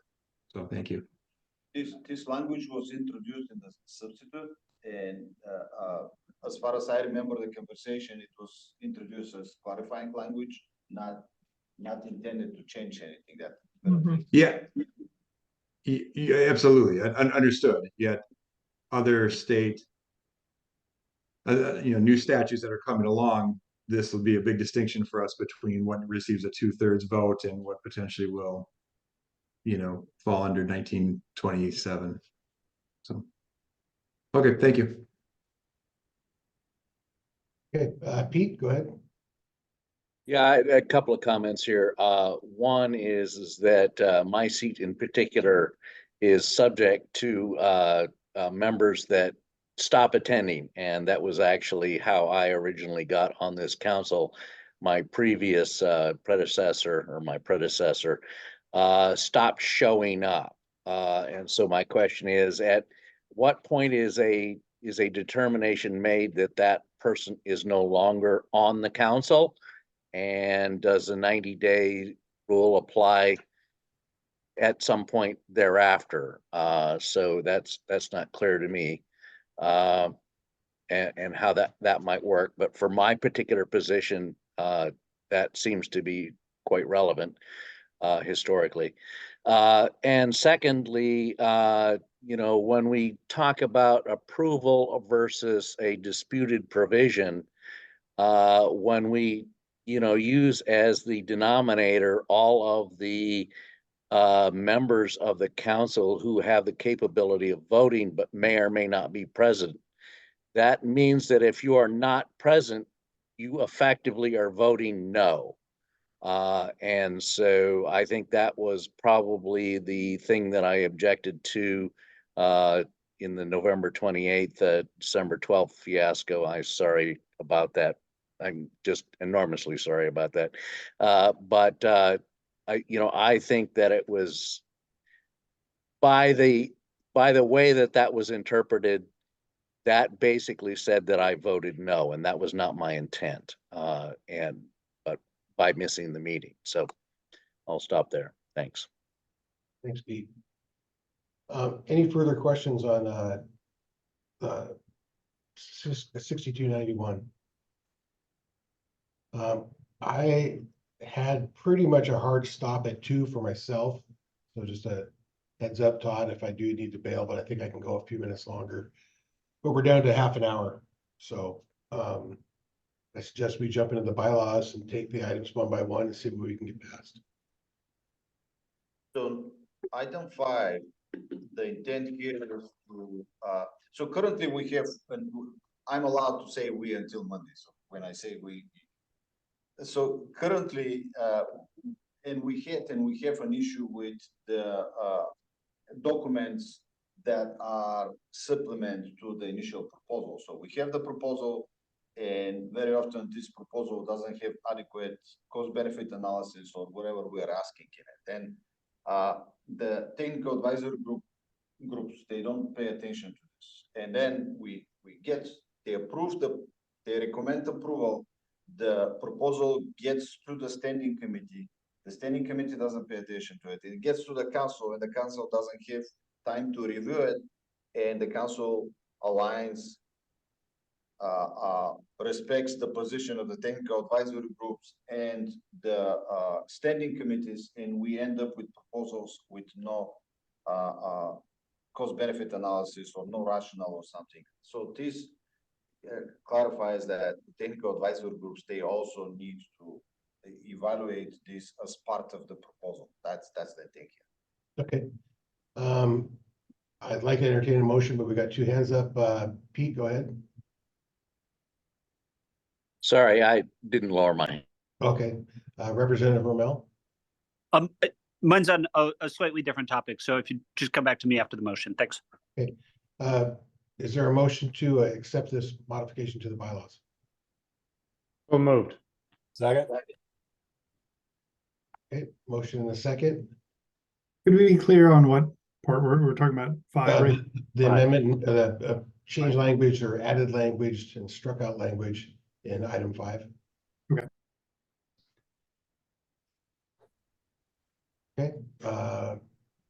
Okay, Roger, go ahead. Yeah, I just want to be clear, the red, the way and I apologize when you get into bylaws, you can go down a rabbit hole and I try not to, but this almost reads like we can only review documents and information that was submitted with the proposed amendment. And the tag, I would think when we get an issue that comes up, there may be other information that comes later that we want to consider as well. I don't like the part that says submitted with proposed amendment, because I think, yes, there's information that comes in with the amendment, and then next month there may be other information that comes in that helps clarify things, and we should consider all of that information. I don't think it precludes us from considering information either at the committee level or the council level. It just simply requires the tag to also consider that information. Am I reading that correctly, Stein? Is that? That was my intent, yes. I was trying to clarify that, but if it's unclear, I don't know. Does that help, Roger? May in there as the operative word. Sorry, Joe, I didn't hear it. Yeah, Chell, you kind of were cut off. Oh, I just wanted to interject that may is Mhm. fourth word under number 5, and I see that as the operative word. That means Oh, there you go. Okay, stuff. all right, that clarifies it for me. Thanks. Greg? Which also means you don't have to do it. Right. Greg, Yeah, did you have a comment? Yeah, to me, it's pretty clear the way it's written. You don't need a may. You have to review what's submitted. You can review the rest of the world. To me, this is not limiting, and I think it's pretty clear, and we don't need to change it. So are you saying we don't need to change the modification, or We don't need to add the word may. We should just approve it No, the way it's written. It's already there. May is in there. Yeah. Just do it the way it is. Okay. So there's a motion, there was a motion to accept the language as modified for number 5. Any further discussion, Roger?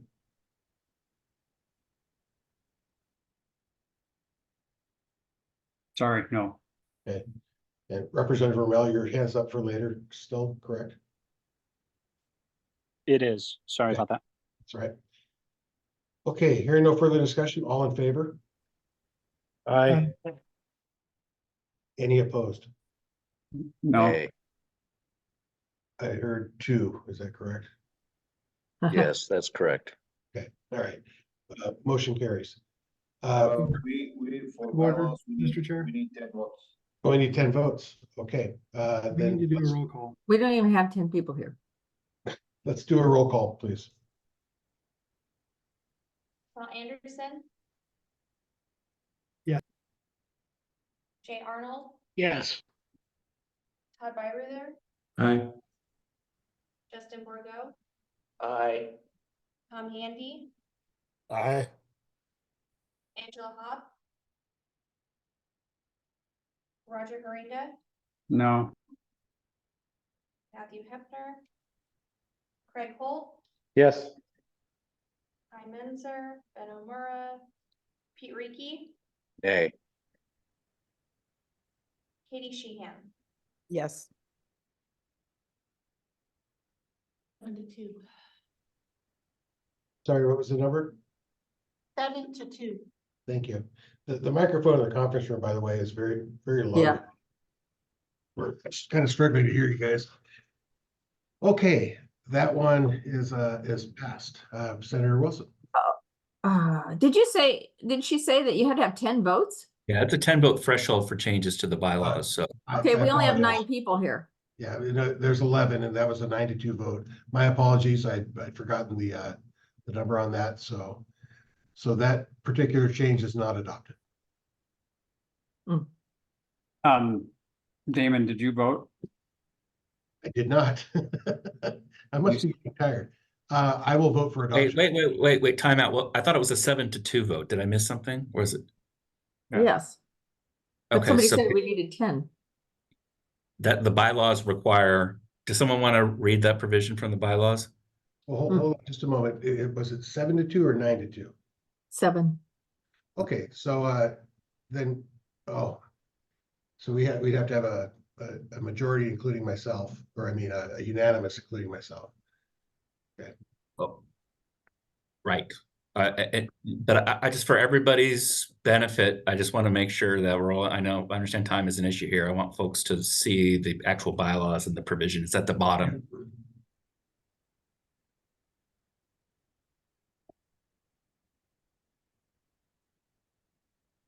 Banner. Oh, there you go, Roger. 2/3 vote of the council. So question is that in person attendees or of the voting members of the council? And we have 15. I think that is 10. I think that just there.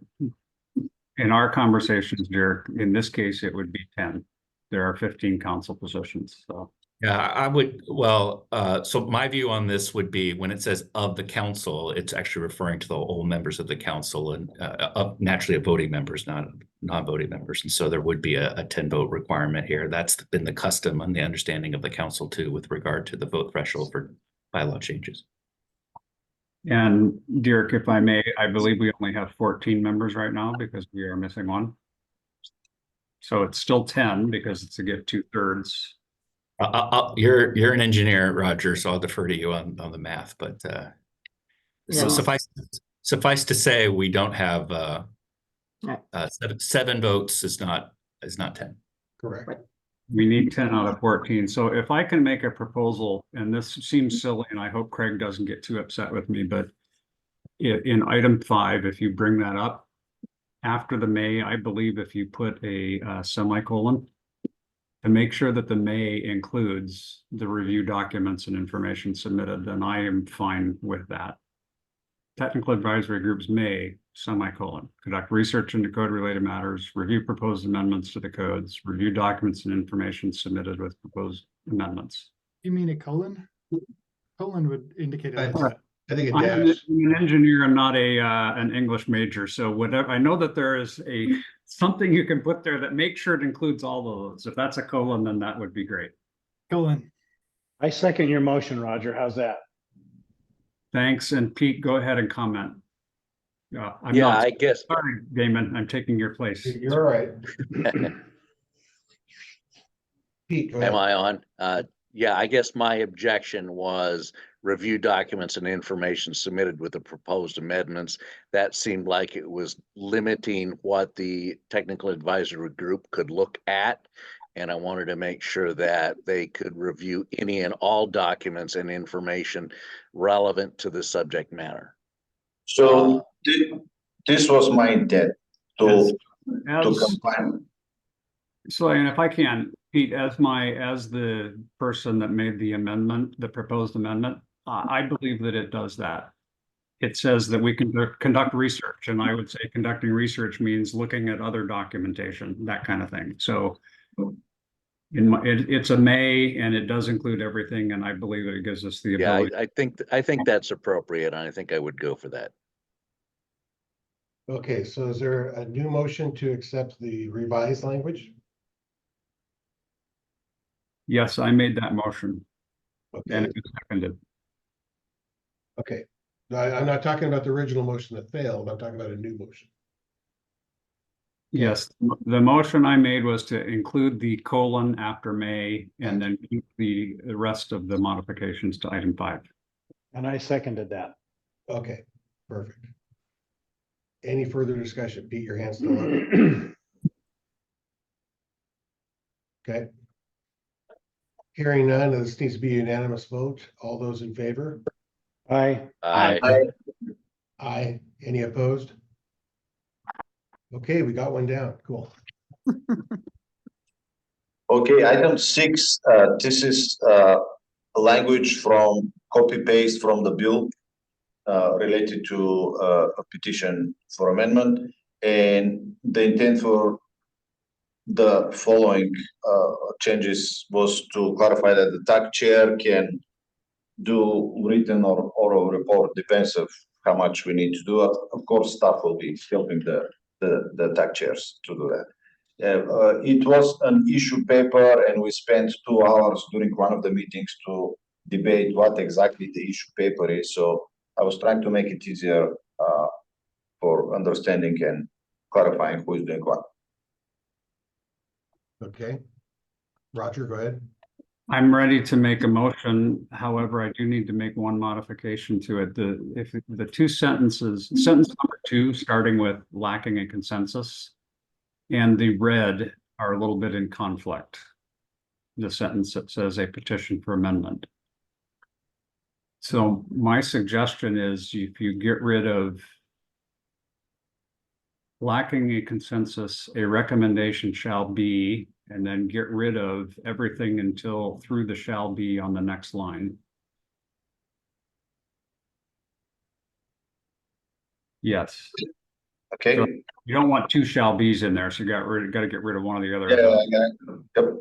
The recommendation shall be approved by a majority of the technical advisory group, and then it's the language directly from. So my motion is to approve the red line, the red modifications to item 6 with that change. Can we put a strike through the grayed out? There we go.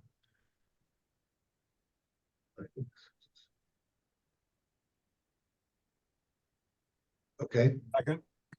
And there's a motion and a second to approve number 6 as displayed on the screen. Any further discussion? Jay?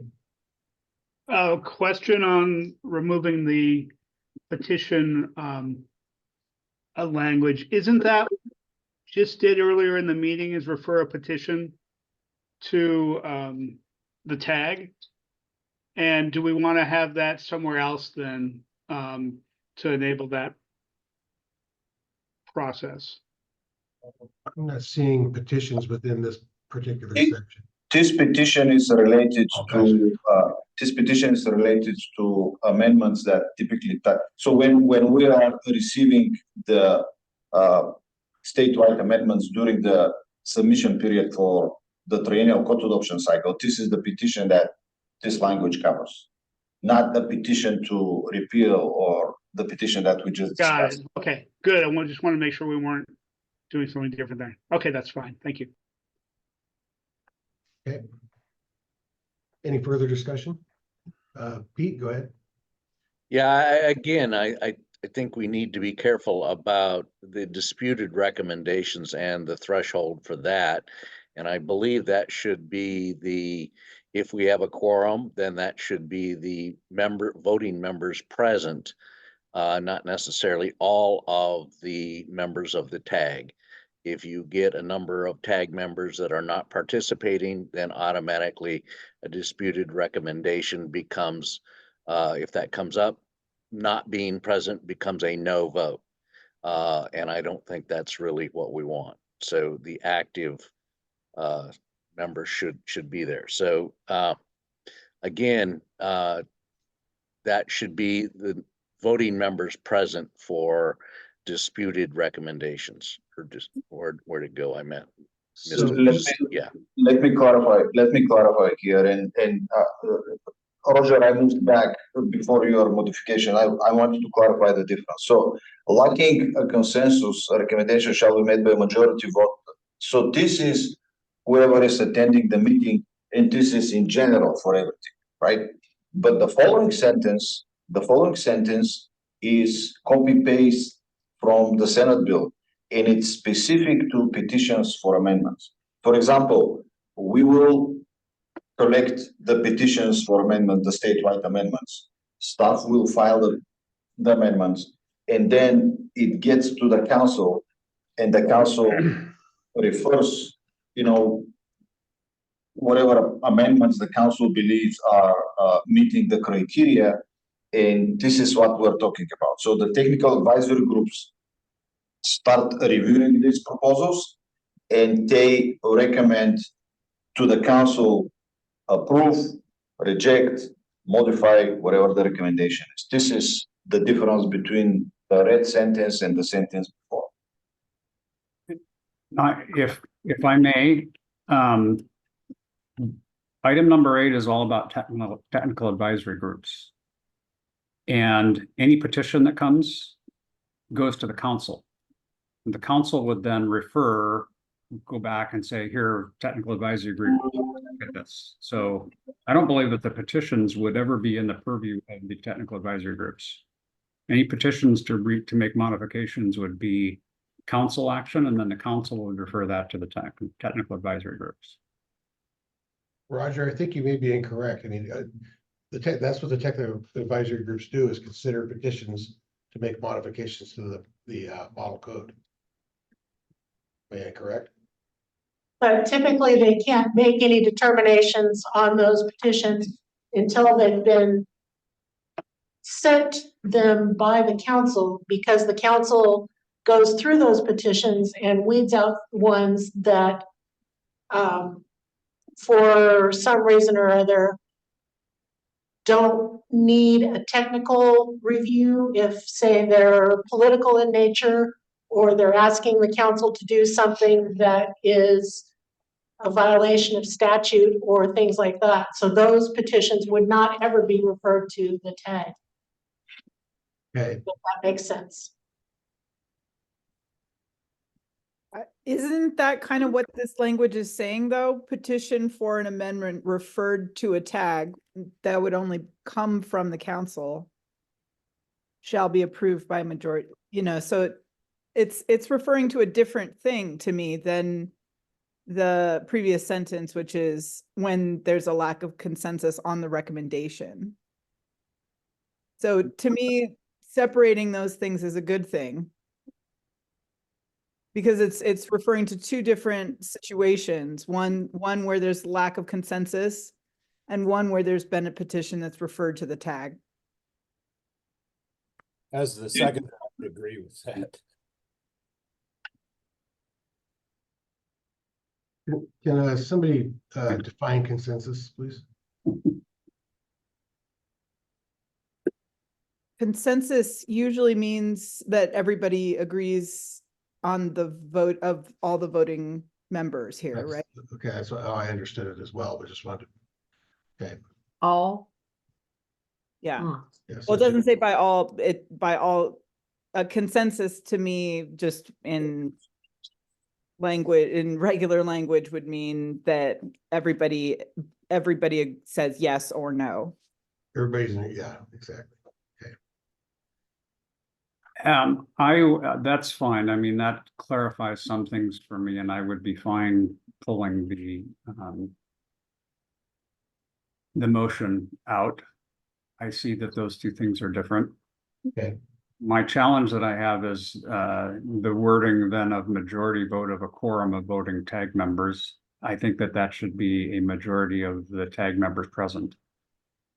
Voting tag members present. Maybe that says the same thing. I think so.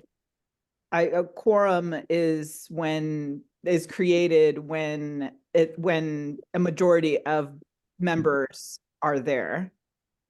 Okay, that's Here is the text for the quorum. Right.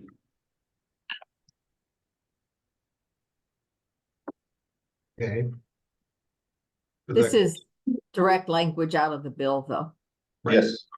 Mm-hmm.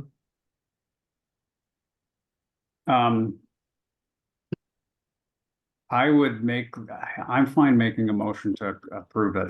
My preference would be to change that a quorum of voting tag members to the tag members, a majority vote of the tag members present. And we say elsewhere that you have to have a quorum in order to make a vote, correct? Sorry, but I think that the quorum is good language, because it could just be that that means that you could just have like 5 tag members and they all vote because they're all present. So by saying there has to be a quorum, that means that there has to be at least a certain number of voting members there. Mm-hmm. Does that make sense? Mm-hmm. Sorry, I got distracted for a moment. Chell? Yeah, I think the problem we're trying to solve here is if you have 15 tag members appointed and you have 8 of them show up, which would be a quorum, you could have 5 of them vote for something, and that would be a majority of a quorum. So now 5 people out of the 15 have approved something. Now, I think that's the problem we're trying to solve, is that in past cycles, for some things, it's, been 5 people that vote on something, and that makes it a tag recommendation, even though it's not a majority of the tag, and it's not a majority of, it's, so I think that's the problem we're trying to solve, and getting the language. I mean, the bill has language in it. We should by all means use that because that's the law. I just wanted to make sure everybody was clear of the problem. Okay, so to clarify, in number 6, are we saying a majority of the members or a majority of the members present? Angela?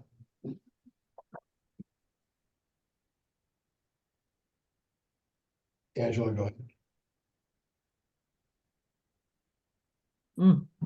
Angela, you're muted if you're trying to contribute here. Okay, Chell? As it is written now, which is, I think, directly the language from the bill, it says of not just members present, but of all the members that are appointed of the tag. So you would, in a tag of 15, you would need 8 members voting in favor of something. And I think that's, if it's from the law, it's what we need to put in here. I guess I don't see the alternative to doing this, and I don't see the advantage of an alternative either. Yeah. Senator Wilson, was that the intent? Yes, yes, That it'd be a majority of the tag members, not the members present. yes. Okay. Roger?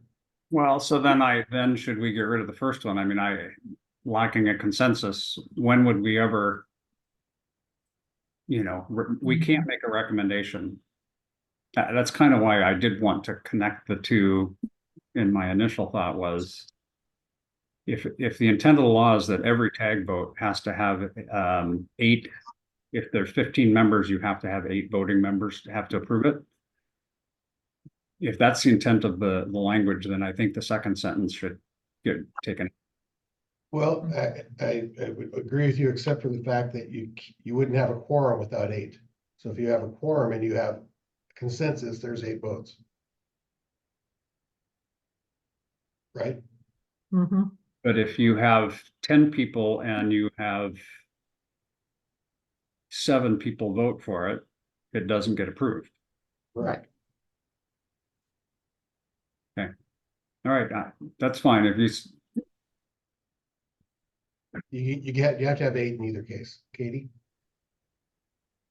I was just gonna I like the consensus voting. I think that that's aspirational and it's kind of what we hope for. And so putting that in there is going like, let's try to get what everybody agrees on. And then if it doesn't work, this is how we do it. So I like that language. Okay. Tom? I was just looking, the Oxford Dictionary of Consensus means a general agreement. So if we're looking for unanimity, then maybe we should say that. I tend to fall back on the ANSI process. So when you have an ANSI consensus committee, it is a 100% or it doesn't go through. So I agree that the dictionary definition is probably correct, but in the case of committees and councils, I think consensus is regarded as unanimity. And certainly if if it was a 10-to-1 vote, for example, well, I guess that makes a majority, but in either case, it takes 8, right?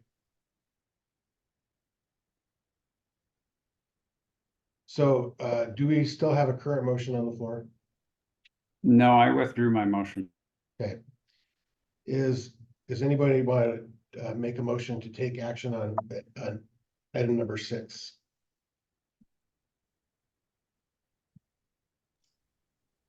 Can I ask a question, Damon? Yep. This is the language that's written in the law that we have no opportunity to change. Is that not the case? A portion of it, yes. Then I make a motion, we accept it as written. We Okay. don't have a choice. There's a motion. Is there a second? I'll second, Jay. Thank you, Jay. Okay, Roger, go ahead. I'll vote for it. I think that it is close enough and we can banty it about. I would just comment, only the red shaded part is out of the law. The Yes. rest is Correct. part of what we've got, and we are making changes and accepting other changes as well. So, but I'll support this. Okay. Can I ask, is as written mean as it's shown on the screen or as it was originally proposed? As it's written on the screen is my motion. As currently shown on the screen with the strike-throughs. Thank you. Sorry if we've covered this, but just to clarify the intent, when it says voting members to be taken up for consideration by the council, does that mean in order to be taken up by the council, or just simply the process to hand it off? This is the recommendation that the technical advisory groups are providing for the council. Right now, I understand the recommendation, but it doesn't prevent the council from taking action on something that doesn't. It doesn't. It doesn't. Right. Okay. Just to be really clear. Thank you. Okay. Any further discussion? Senator Wilson? Oh, here's a pop on. Senator, you're muted. After you take a vote on this, I was thinking you were done. So after this, I'll have a question. Okay. Thank you. Jello, did you have something? I thought I had something, but I don't. Okay. Hearing none, once again, we have 10 members present, so we need a unanimous vote on this. All in favor, say aye. Aye. Aye. Aye. Aye. Any opposed? Motion carries. Number 7, and where are we at time-wise? Go ahead. Point of order, but after Senator Wilson. Oh, I'm sorry. Thank you. I just wanted to make a note here that if you look at the top, there said there was no changes in number 3, in your bylaw number 3. I did want to note that in the bill, it does say a technical advisory group may include 1 voting council member. My point here is that last week you had a tag meeting and you voted. Currently, the language says 1 voting and 1 alternate council member. But this says 1 council member on the tag. So my point is that although the alternate may not vote, you still have 2 council members on the tags with a voice, right? So you've got 2 council member voices on the tag when the bill actually says may include 1 voting council member, understanding that, yes, the alternate is not a voting member, but if you have them on the council, then that it also includes, well, if they're a voting member, they wouldn't. But my point is that you're saying there's 2 people, 2 council members on the tag groups. Sorry. And that's not what the intent was, right? That we wanted to have 1 council member on each tag. Okay. So before we discuss this, Tom, you got your hand up. Would you make a motion to extend the meeting till 2:30? Yeah, I'll make that motion. Okay. Is there a second? I'll second. All in favor? Aye. Aye. Okay. Let's address Senator Wilson's concern, and I will note that anybody can participate in the tag, right? I mean, when the tag meetings are held, they're open to the public. Anybody can, so it could be Joe off the street or half of the council for that matter. It's just, we're really addressing voting members here, but I understand your intent. See what the council has to say. Tom, you have a comment? That was my comment. Okay. Chell? That was pretty much my comment, which is also it says a technical advisory group may include 1 voting council member, and I think having a primary and alternate meets that intent, or meets the letter of the law, at least as far as having only 1 council member have a vote on the tag at a time. And I think one of the other reasons we opted to do that was that if we had a tag meeting and the chair was unable to attend, who's a council member, at least there was another council member to fall back on as alternate chair. And I understand. I understand what your point is. I just wanted to tell you what was in the bill. No, and I want to definitely Okay. 100% respect the legislation. So Yeah. is this something you think we should reconsider? No, I wanted everyone to just know that so you could consider it whether you wanted to change it or not. That's really where my consideration was. So, Okay. okay. Thank Thank you. you. Roger?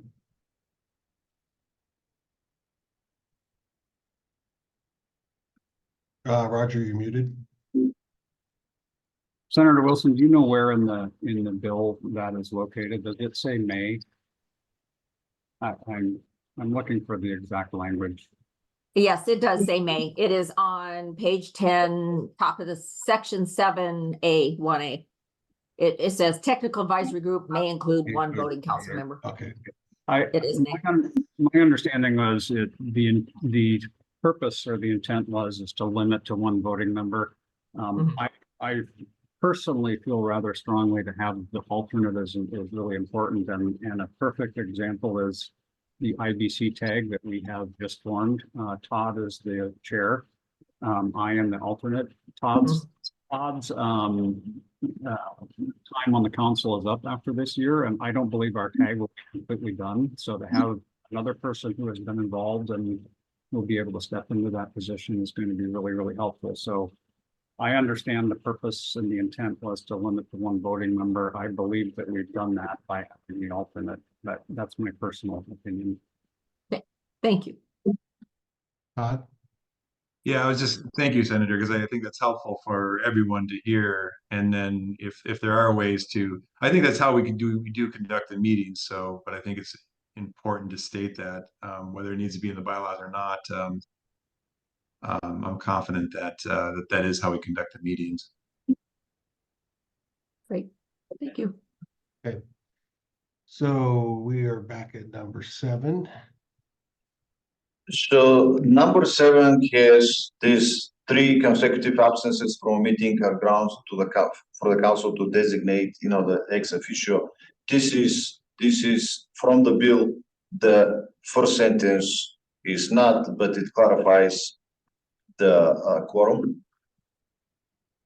Okay.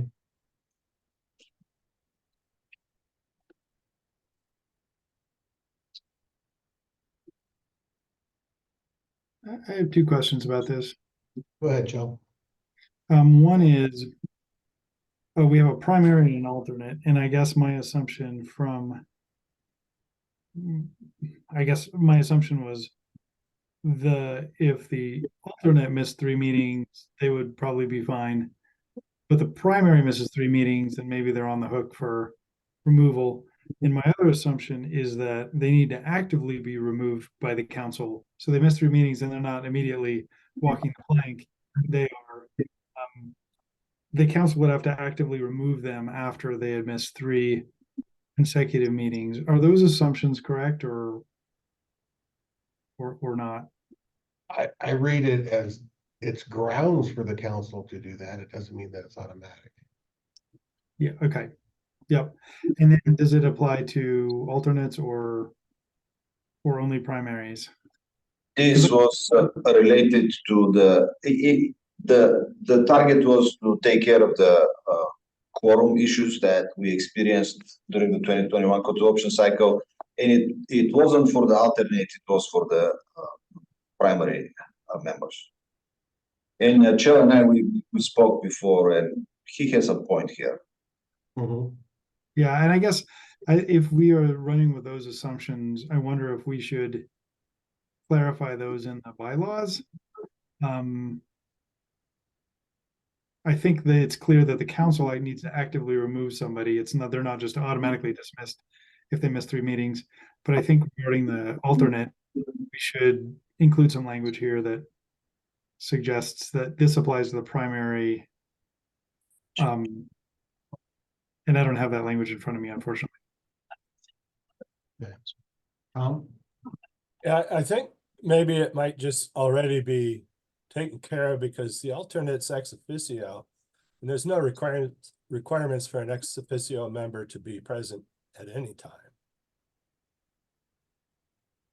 Is that correct? Yeah, I mean, I think that would be assumed.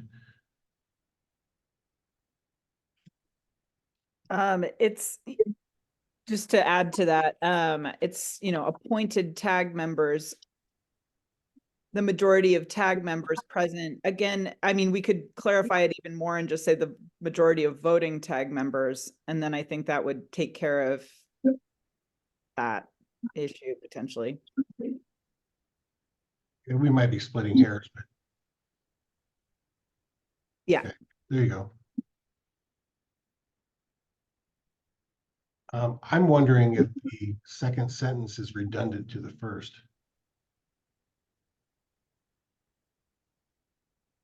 Is that when it's underlined? Is that from the statute though? No, no, it's not. Okay.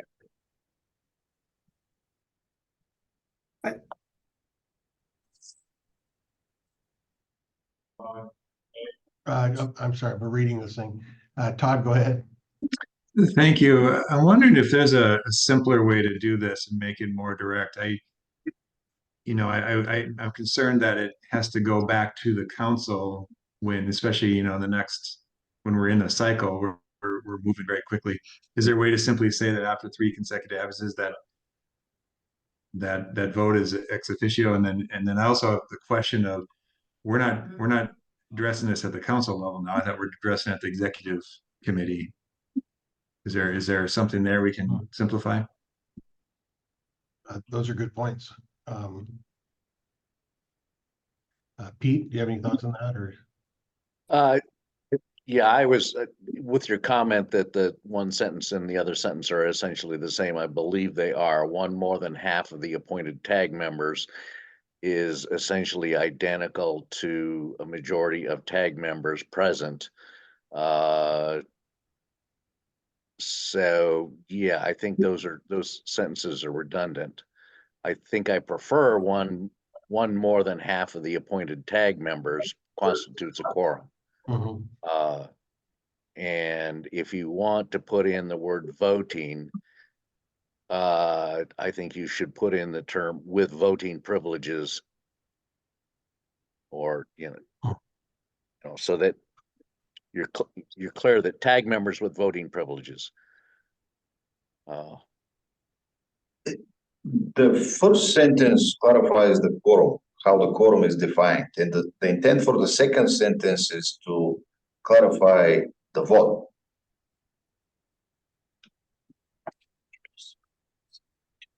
Clarify the vote. Yes. So it clarifies what if vote is valid or not.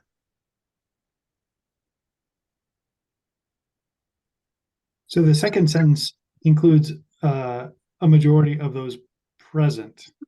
So just take an example I had earlier. If you have 15 total members, is a quorum present is answered by the first sentence. Do you have 10 out of 15? That's a quorum. Or 9 or something. And then the second one says, okay, of the 10 people present, if a majority of those. Yeah. So do you think if we delete this, because the language here got changed, so it clarifies the vote, and I'm having second thoughts. So in my opinion, we don't need this anymore. Is that what you're trying to tell me nicely, because it's my last meeting? What if they remove shall constitute a quorum for determining and changed a majority of the voting tag members present shall determine the outcome of a vote? That makes sense.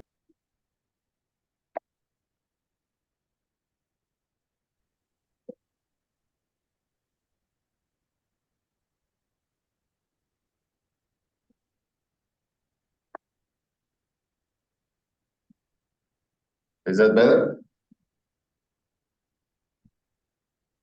Well, right now, majority.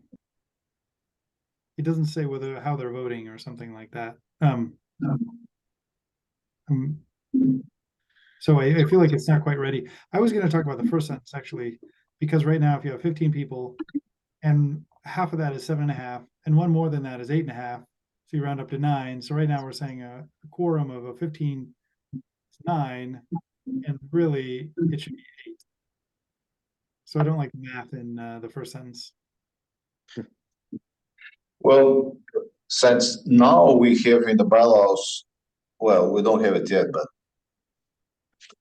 the wish is to have the number of TAC members set to 15 or 18 for the energy codes, whatever the decision is. So we can specify the number here without the percentages. So if it's 15, then we need 8. Well, this says 9. Well, because it's 7.5, you add 1 to that, you get 8.5, and half a person's not going to show up, so that means you need 9.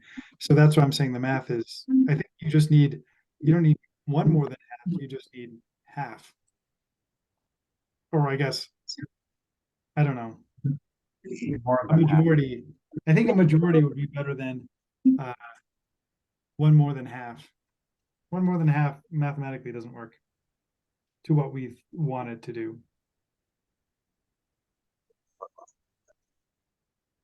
I'm sorry I didn't catch this earlier. I should have sent it earlier. As consisting of a majority of appointed TAG members, I think that would be fine instead of 1 more than half.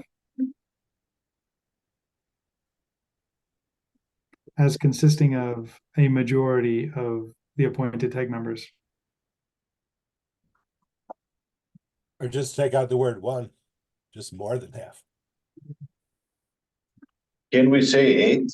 Well, no, we can't. So as soon as the quorum, or not the quorum, but the total number of voting members due to ex officio status changes, that number changes. Yeah. So I think get rid of the word 1, and that would be fine.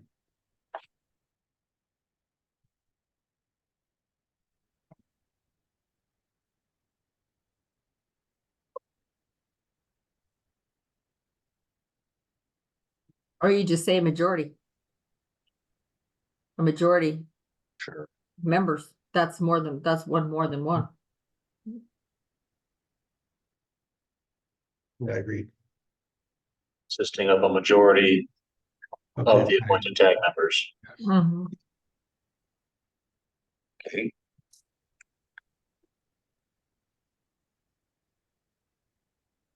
Simple, not super, right?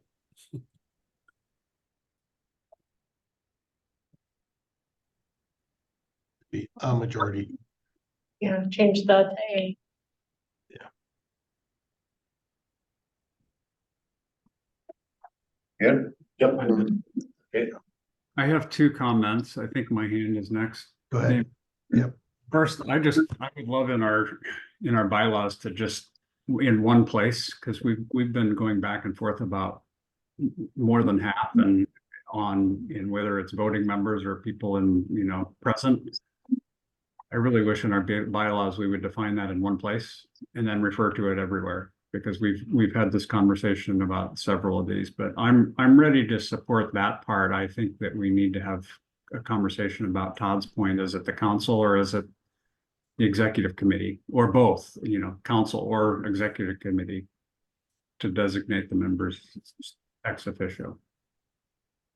Typically how it works and how it was voted the last time, the council can refer work to the standing committees, and the same with the executive committee. If the council wants to clarify further that, then we can add language somewhere. Okay. Yeah, I'd like to stick with number 7 here at the moment. Todd, go ahead. Yeah, sorry, I got a little confused there. So moving to the next part of section 7, where it starts with when a TAG member lacks a quorum. I'm wondering if we can make this much more direct, strike most of that and say, with 3 consecutive absences, a seat is vacant until reappointment by the executive committee. Something very direct like that just, we don't have time for a lot of this going back and forth. Yeah, remember, we do have alternates in place for many of the positions, so presumably they automatically step Yeah, up. well, you can keep language in there if you need to about when a primary and alternate are, not present for 3 consecutive meetings, that those are vacated until reappointment, so that those don't count against quorum. Or am I misunderstanding how that works? Just all this language about, This is in the bill. Okay. oh, very, very directly. This is, yeah, I just, Oh, yes, went back Okay, to the thank you bill. for, guess we can't mess with that then, thank you. Yeah. That's Stoyan. No, I'm just kidding.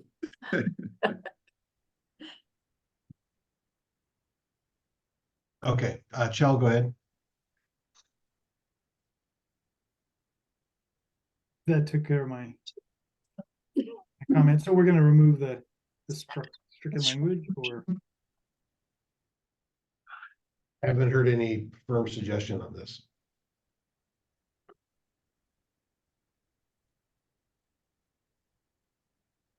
I think it should be the council that would. I agree with the council being the entity that would designate a member status ex officio. I think the executive committee doesn't meet regularly, the council does. So the council is I feel like, getting the executive committee together just to kick someone off of a tag because they haven't shown up would be a bizarre thing to do. But the council meets regularly, so I feel like the council can, designate people ex officio. And the council could also, appoint an alternate if they think somebody's not showing up as well. So I think it's fine as written. I Yeah, think we should keep that the council will notify the member and their organization where applicable. I think that's good. Because if, the American Institute of Architects thinks that they've put an architect on a tag, I think they should be aware if that architect is not showing up. And I think, I just had a colleague send an email for a meeting, and it went to everybody's junk mail, even though it came from inside the organization. And so nobody showed up. And they were, I think there's people, I think the council should actively reach out to someone who has not showed up 3 times and make sure that they're on the invite list, et cetera, or if they haven't showed up for a couple times. Because there are reasons why somebody doesn't get an invite. Okay. If I can make 2 observations. First, 3 consecutive absences, that should be plural absences from a meeting, are grounds for the council to designate the tag member's status. We didn't say who there is. So same line, the tag member's status.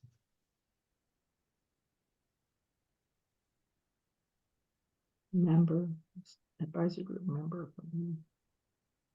Oh, hey, I can read from the bill because it's a little different. Okay. 3 consecutive absences of a technical advisory group member from meetings of a technical advisory group are grounds for the State Building Code Council to designate the member's status as an ex officio until a reappointment is made. Ex officio members are not considered when determining a quorum. Okay, so we're very close. We could certainly include that or switch to that reads well. Yeah, why don't we just include that language? Yeah. Yeah, the bill makes sense to me, Yeah. Okay, do you want to cut and paste? Yeah, can you go back to the bills and pull that? Yeah, page 10, line 15. There you go. There you go.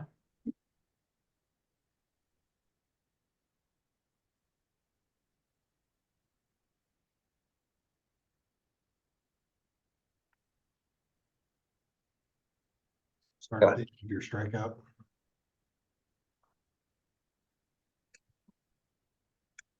And if I can just comment while they're doing that. I'm supportive of using the language in the bill for sure. I think that having it just the council, I still would like to have council and executive committee, but you're right. We could just do that.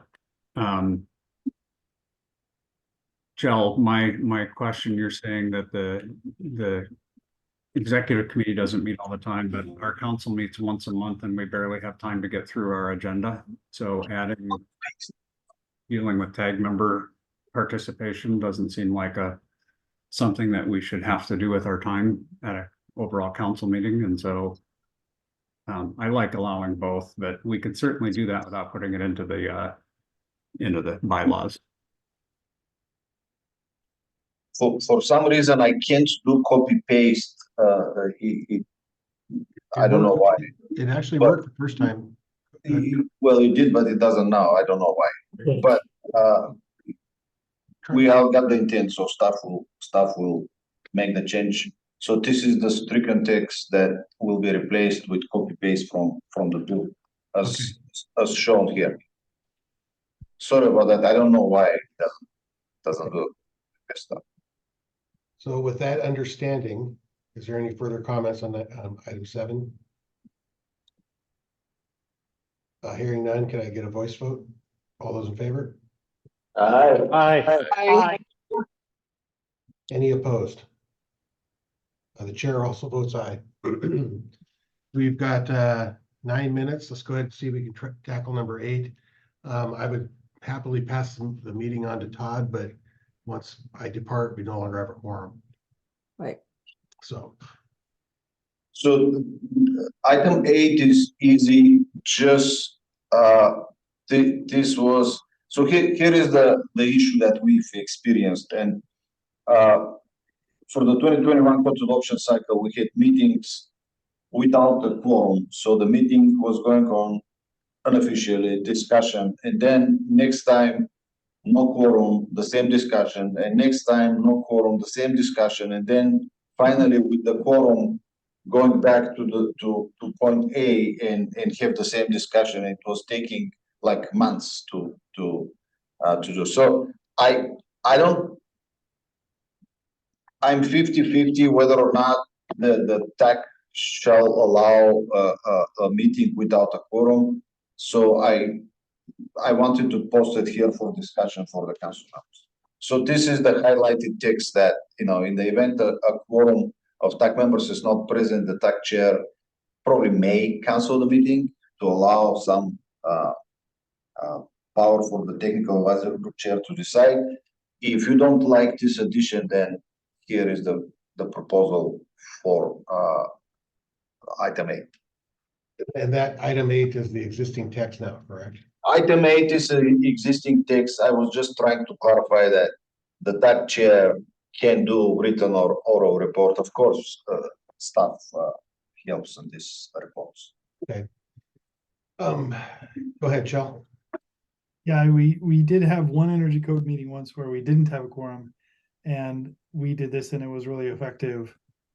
We did the preparing a report, and we kind of people that were there agreed on certain things, hashed through some things, assigned homework, and came back the next meeting. We did have a quorum and we were able to vote stuff forward with more less time. So it was an expedient way to run a meeting. With that said, I would like the option for the TAG chair to cancel the meeting if a quorum is not present. So I think if we added the language and highlighted to the main body, allow the option to the TAG chair, I think that would be useful because, yeah, if it's your third meeting without a quorum, yeah, at some point it's not useful to the public or council to do that. Yeah, I agree. Roger? I'm not up as well as I maybe should be on Robert's rules, but can't the chair always cancel a meeting? I mean, the motion can always be made, yeah. I think the point here is, it's not just the voting members, but we might have 42 participants that took time out of their day to attend, right? So I'm fine if you include that. Okay. Todd? Just reinforcing, yeah, we absolutely benefit from meetings where we don't have quorum because often we have subject matter experts and we're tackling something very specific. So it's a working session. So we need an opportunity to keep it going and then report back. Agreed.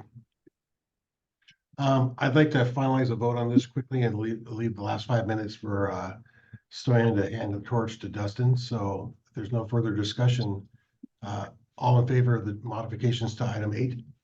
We have Aye. Or do we have a motion? I don't have a motion. Second.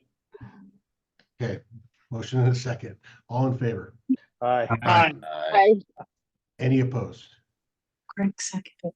Okay, there we go. Stoyan, I'm sorry we didn't get through this whole document. We got a whole page done. Yeah, that's improvement. For the staff report, I just wanted to show, I see Representative Ramo is raising his hand. Go ahead, Representative. Oh, sorry to interrupt this. Just before we got off of this last topic, I just wanted to take 1 second and recognize and appreciate Senator Wilson's collaboration on that legislation. I think folks on this council know that we don't always see eye to eye on everything, but it was a really positive and collaborative process to work together on getting that legislation done, and just wanted to sort of acknowledge that in front of folks who that bill really affects. Thanks, Linda. And I want to follow up on that I individually thank Representative Ramo and Senator Wilson for working on this, but I guess I failed to recognize them officially during this meeting. So Representative Ramo, Senator Wilson, thank you very much for it. Was a huge effort and big help. And thank you. And I do appreciate the collaboration as well. It was well done. Thank you. Thank you. For the staff report, so something that we've been working on for a long time, and we will introduce this to the technical advisory groups, but I wanted to show you where we are. And Dustin will continue working on this. He's aware of the actions that we took after several months of discussions with the code advisor's office, and thankfully, the editors and the code advisors agreed on this. So we are using this section. So currently we have the building codes in the WAC, and it creates many issues, not only time related and staff struggling with going back and forth to file the rulemaking. And here I'm not talking about rulemaking documents, all rulemaking documents. I'm talking about the language that appears in the building code. So we experienced several issues. We couldn't file the text because there was another rule under consideration at the same time. Many issues. The other issue was that after the rule is adopted, for example, if we adopt 2024, 2021 goes away. So the jurisdiction state, they are having a hard time to use the existing code. So what we were trying to do here, using this section in the RCW 3405, 365, and this is the proposal that was discussed with the code advisor's office. This is in the WAC, simple modifications showing the year, and then state amendments as adopted by the State Building Code Council on this particular date. Here is the code. The code will be posted, and nothing further goes in the Washington Administrative Code. Everything that is existing now will be deleted, and this is only the text in the Washington Administrative Code. Everything else, the state amendments will be posted on the SBCC website. In the entire code, we are working on, we're negotiating contracts with model code organizations. So the idea was to publish the custom Washington codes. So link will be provided on the website, and the amendments, state amendments, will be provided on the website as well. The State Building Code Council, due to copyrights, cannot post the entire code, but amendments plus link to the Model Code Organization's website. Can I pause you for just a moment, Stoyan? Go ahead, Tom. Mr. Chair, can I make a motion to extend the meeting 5 more minutes? Is there a second? Second. All in favor? Aye. Aye. Thank you. Okay, go ahead, Stoyan. And so the example here is for the building codes, but the plan is to do the same thing for all codes. So I think this is huge. This is really gives us more flexibility. And perhaps a cleaner process for code adoption. Is this anything that needs our approval? No, I wanted to share because we started sharing the documents. Again, I have one more day to say we started sharing the documents with the technical advisory groups. We are using Word documents provided by ICC. We started with the ICC codes. And the documents that the technical advisory groups will be using and modifying will be used for the publishing. So we don't need to do 2 sets of documents. The document that will be used will be then submitted to ICC for the code publishing. Okay, Senator Wilson. Yeah, I just had one question. It tells you that you can go there to that page. Should there be a within 5 days of adoption or something so that there is a requirement that it gets there or that it's placed in a timely manner? Well, we will coordinate with the code revisor's offices, but the code revisor's office, we will be still submitting documents. The rationale for the proposals, cost benefit analysis, small business economic impact statement. It goes with the time frame established by the Administrative Procedures Act.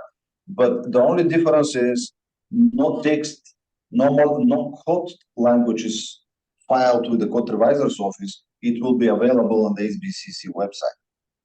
So after the council approves it, it's much easier to finalize whatever it's approved and post it on the SBCC website versus following these additional procedures that the code revisor requires.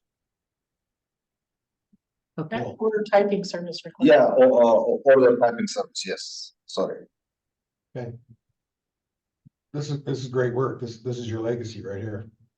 Well, I'm not doing anything for legacy. It's this to me it made sense, but it took a lot to go through all this. So I mean, Dustin will keep talking to the code revisor's office after we get to the final stage. But this is the idea, and again, we kind of informed the technical advisory groups, but we have many new technical advisory group members, so they may get confused, but we didn't want to confuse the council members as well. So that, again, this is the plan. And of course, a new captain takes the torch, so he may decide to do something else, but. Okay. What do you want to say in your last 2 minutes? My last minute, hey, thank you again. I'm not, sometimes I'm not easy, but